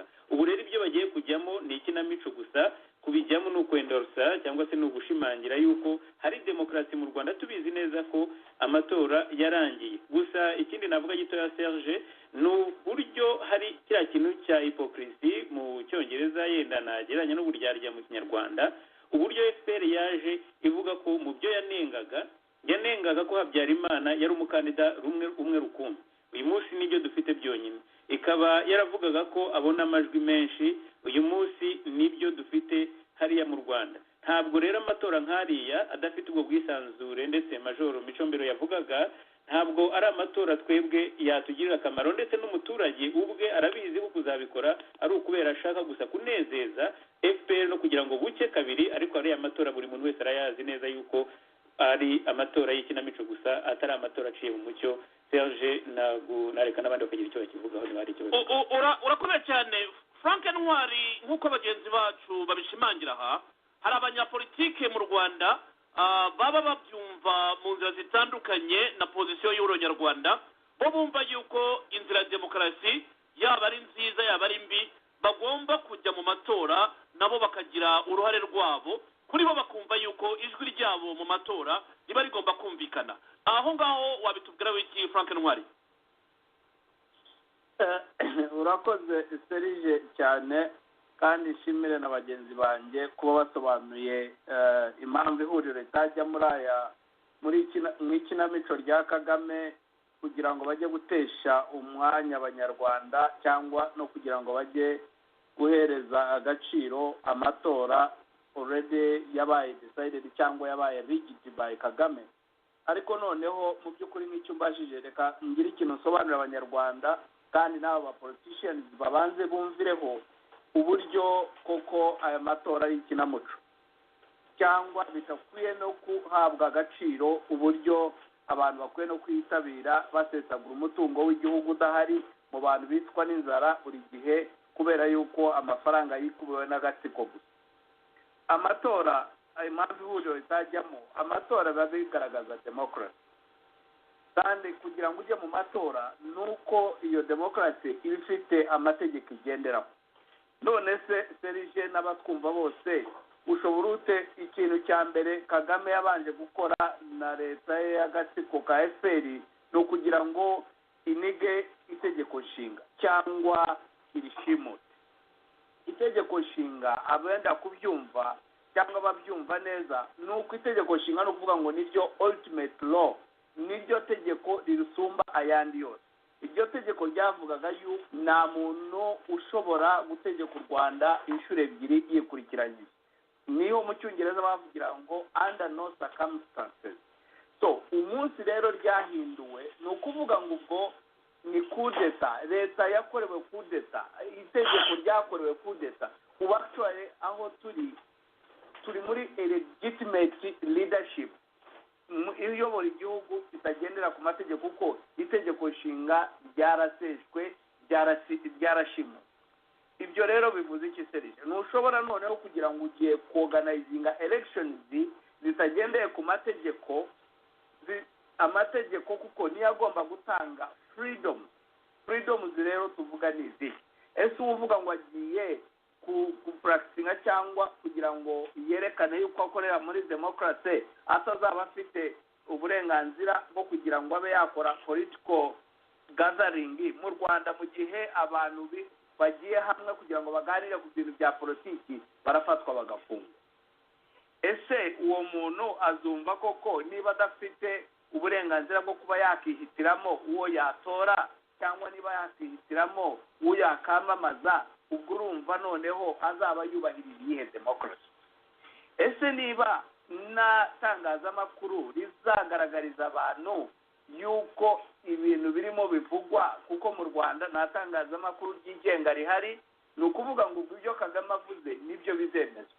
ese ushobora kumbwira ngo ugiye kujya muri demokarasi aho ijwi ry'umuntu umwe wenyine niwe ufite mikoro azumvikana iyo niyo demokarasi dushaka guhereza abanyarwanda noneho katugira ikintu dusobanura ntushobora kujya mu election cyangwa mu matora adafite ibyo bita electoral commission iri independent electoral commission igomba kuba ihari iri independent iyo bita komisiyo y'amatora igomba kuba iri independent igomba kuba iri impartial igomba kuba iri balance cyangwa ifite ahantu ibogamiye hose ariko turabizi nk'uko turimo tubivuga hano n'abanyarwanda barabizi bose yuko electoral commission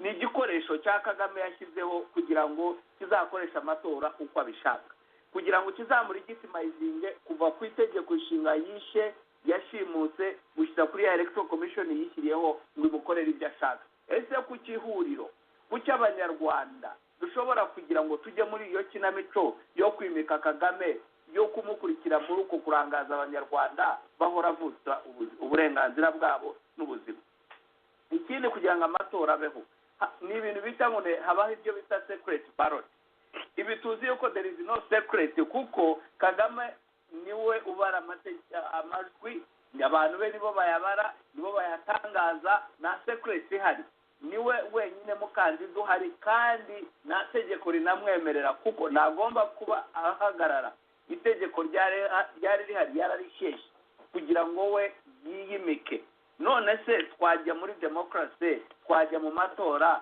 adafite we ntabwo aho tuvugira ubu nta burenganzira afite bwo kuba yahagarara nk'umuperezida ikindi yabujije abafite ubwo burenganzira abanyarwanda bose kugira ngo babe bahatanirwa uwo mwanya ese ubwo urumva yaba ari amatora niyo mpamvu rero tubyita ngo ni ikinamuco there is no freedom of expression ese nuti expressinga cyangwa usobanurira abanyarwanda ubutegetsi ushaka kugira ngo ibyo waba wabagezaho ubwo noneho uzaba ugiye gupiganirwa iki ese niba nabo abanyarwanda badafite uburenganzira bwo kuba baza ngo bakumve ibyo uvuga hagati aho ngaho uba ugiye mu yahe uba ugiye muri epiga uba ugiye se kwiyamamaza ute utemerewe kuzavuga utemerewe kuzasobanurira abanyarwanda utemerewe kuzanenga ubutegetsi buhari niba ubunenze uracibwa umutwe ese urumva ariyo matora twajyamo yo kwimika Kagame cyangwa abanyarwanda barumva ariyo matora bajyamo kujya gushyigikira ariko turabizi yuko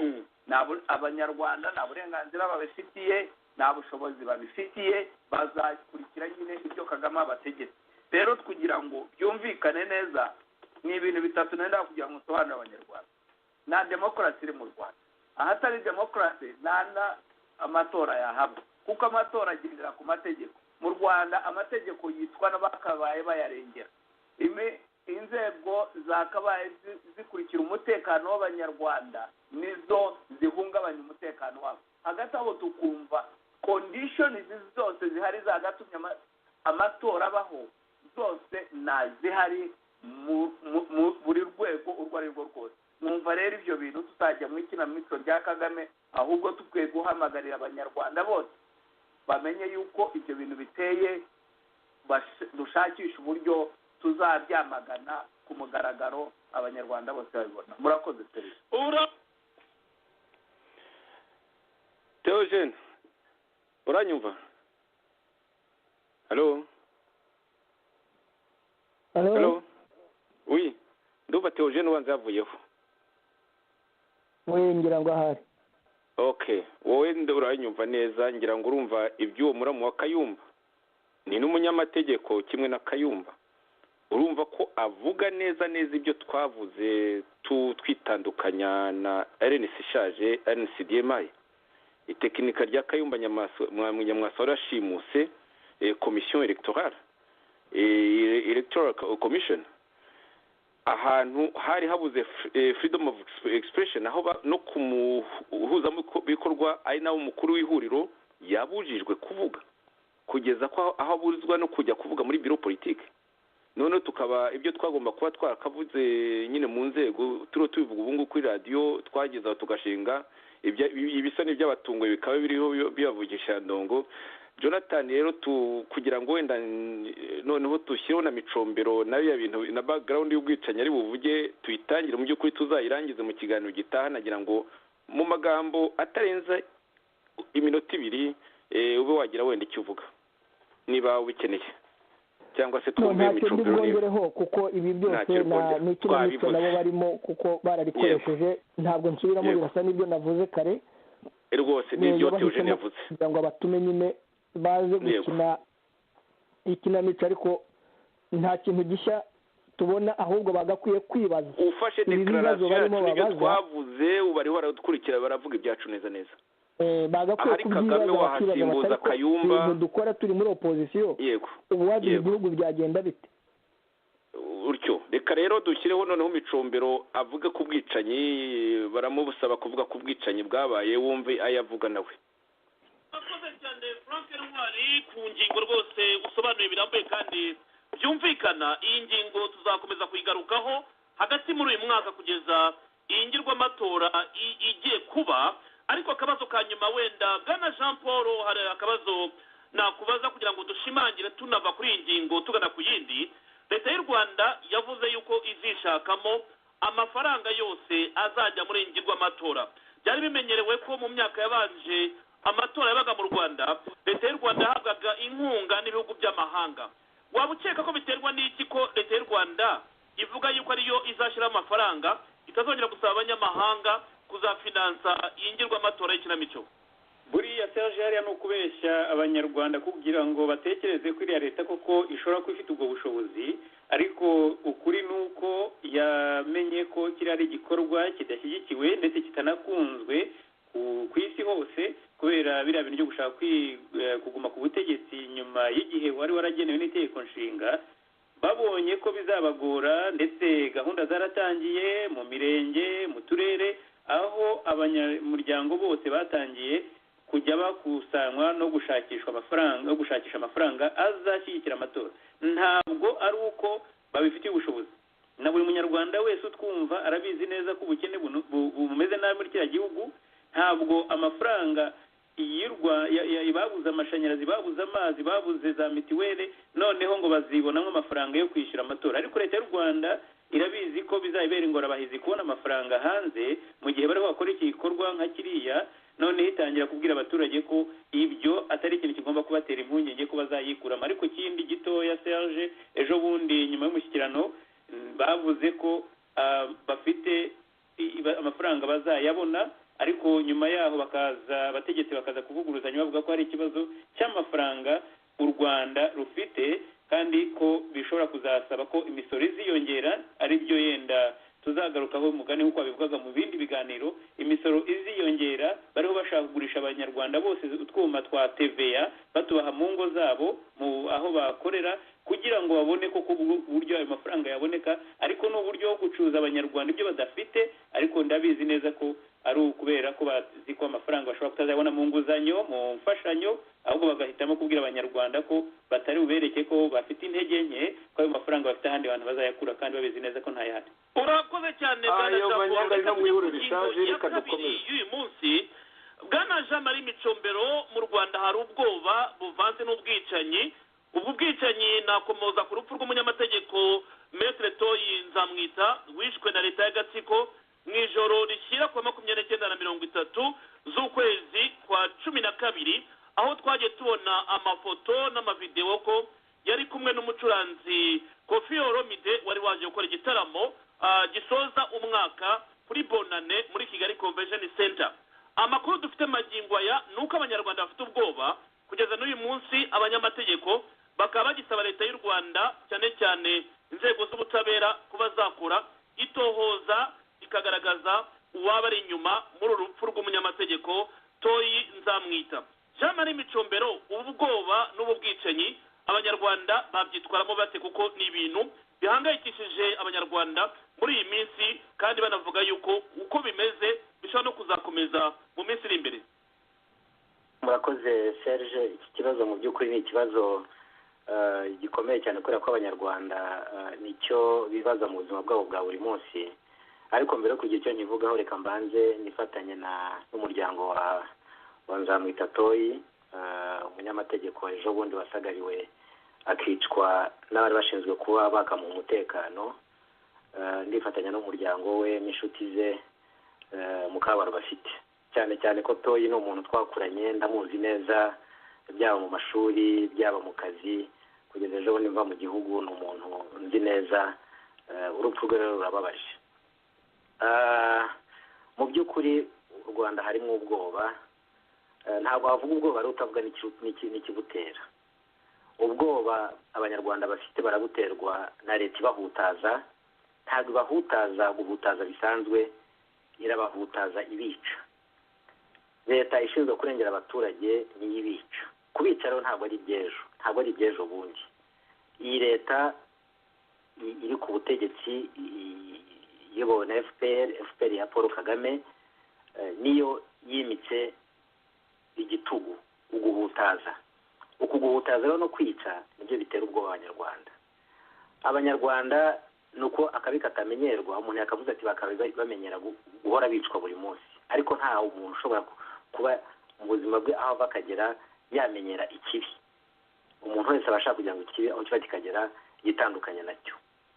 Ubu bwicanyi rero buri mu Rwanda ejo bundi bwibasiye Toyi, ntushobora kuvuga ubwicanyi bwibasiye bugahitana Toyi ejo bundi Nzamwita utagiye muri background y'iki kintu gitera ubwoba mu Rwanda rwo bwicanyi. U Rwanda rurimo abahutu n'abatwa n'abatutsi kuva reka dufatire ejo bundi mu 1990 tuzamuke tuzi ubu ngubu. Hari ubwoko bumwe bwari buzi mu Rwanda ko bwibasiwe n'ubwicanyi, ndavuga cyane cyane kuri leta y'ubu ngubu, ubwoko bw'abahutu. Kagame yishe abahutu kuva akinjira mu Rwanda, arabakurikirana, arabica, afata ubutegetsi, arabamenesha, abasanga aho bahungiye, akomeza kubica. Ibyo byari bimeze nk'ibintu biri aho bibabaje, bigayitse, binasuzuguritse cyane, ariko nibyo abantu baramenyereye. Nagira ngo bagenzi banjye Theogene na Jonathan, urabona ko amasaha tugeranye twanzure twari tugeze kuri ubwicanyi na background yabwo, avuga Kagame gusa nta DMA imwumva. Tuzabikomeza ubutaha twumva iyi hypocrisy ikomeye. Theogene niba wagarutse nagira ngo ufate ijambo twanzura, ariko ikiganiro tuzagikomeza ubutaha duhere kuri iyo ngingo ya kabiri y'ubwicanyi. Theogene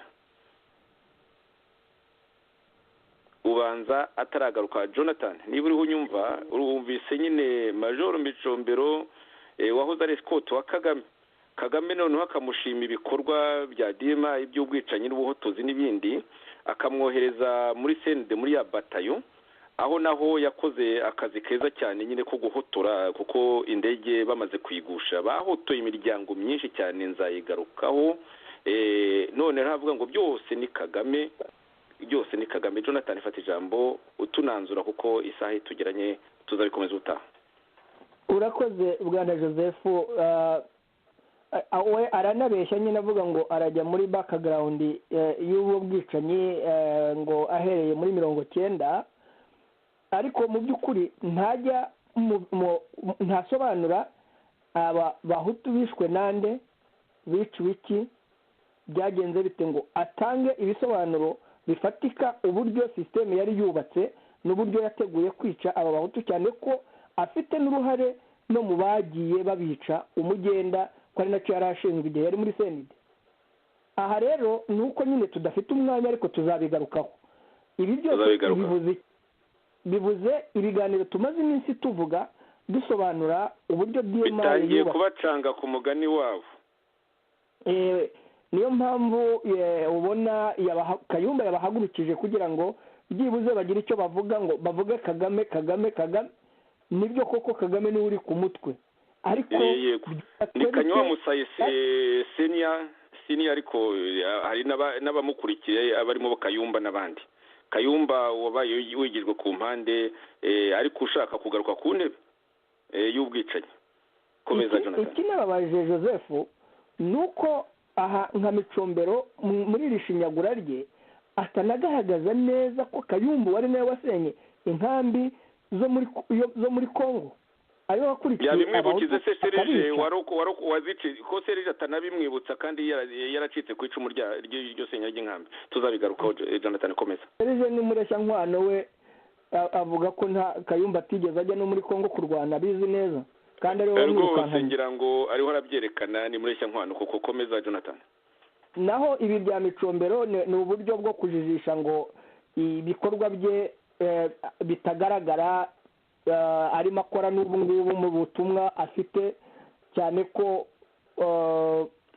Shebuja Kayumba nawe bari kumwe ashaka guhisha neza ubugambanyi bwabo n'ibikorwa bya DMI.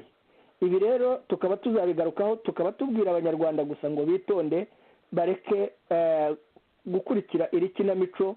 Tuzabigeraho bisobanure neza kuko tumaze igihe dusobanura ubu bwicanyi burahari, uburyo bwagiye butegurwa twagiye tubivuga, uburyo bwashyizwe mu bikorwa twagiye tubivuga. Ibi rero byo kuza avuga ngo Kagame ni Kanywa Musayi senior, ariko afite abari hasi ye babiteguye babishyira no mu bikorwa, harimo Kayumba Nyamwasa, uyu nguyu washimuse ihuriro nabo ba Micombero. Reka rero bwana Joseph, ndabona igihe kitujyanye, two gutinda tube tubisubikiye, wenda ahangaha tuzabigarukaho umunsi tuzaba dufite umwanya uhagije. Duhere wenda hano twari tugereje, ariko ndagira ngo mbwire abatwumva ibi ko Micombero ari umuntu uri ikibazo gikomeye cyane kuri opposition. Mwigeze mwumva avuga mugenzi we Majoro Nkubana, kandi azi neza ibyo bamukoreye, bakaba badashobora no kumutabariza. Abavuga ibyo bamwe bashaka kumva, nk'uko na Karangwa DMI Karangwa Semushi yabivugaga, ndetse bakamuha n'ibinini, nzabigarukaho, bakamuha na award, ni ukuvuga ntuza prix Deo Gratias Mufashayidi yagambaniye, nzabigarukaho. Yarangiza nyine kwerekana avuga amagambo abaseka cyane, akisubira i Kigali. Na Micombero nawe yarabaseka nyine, abazi ko benshi azi kubabwira amagambo meza bakayumva bakayemera, barabikunda kandi rekera aho dusoze, ndabona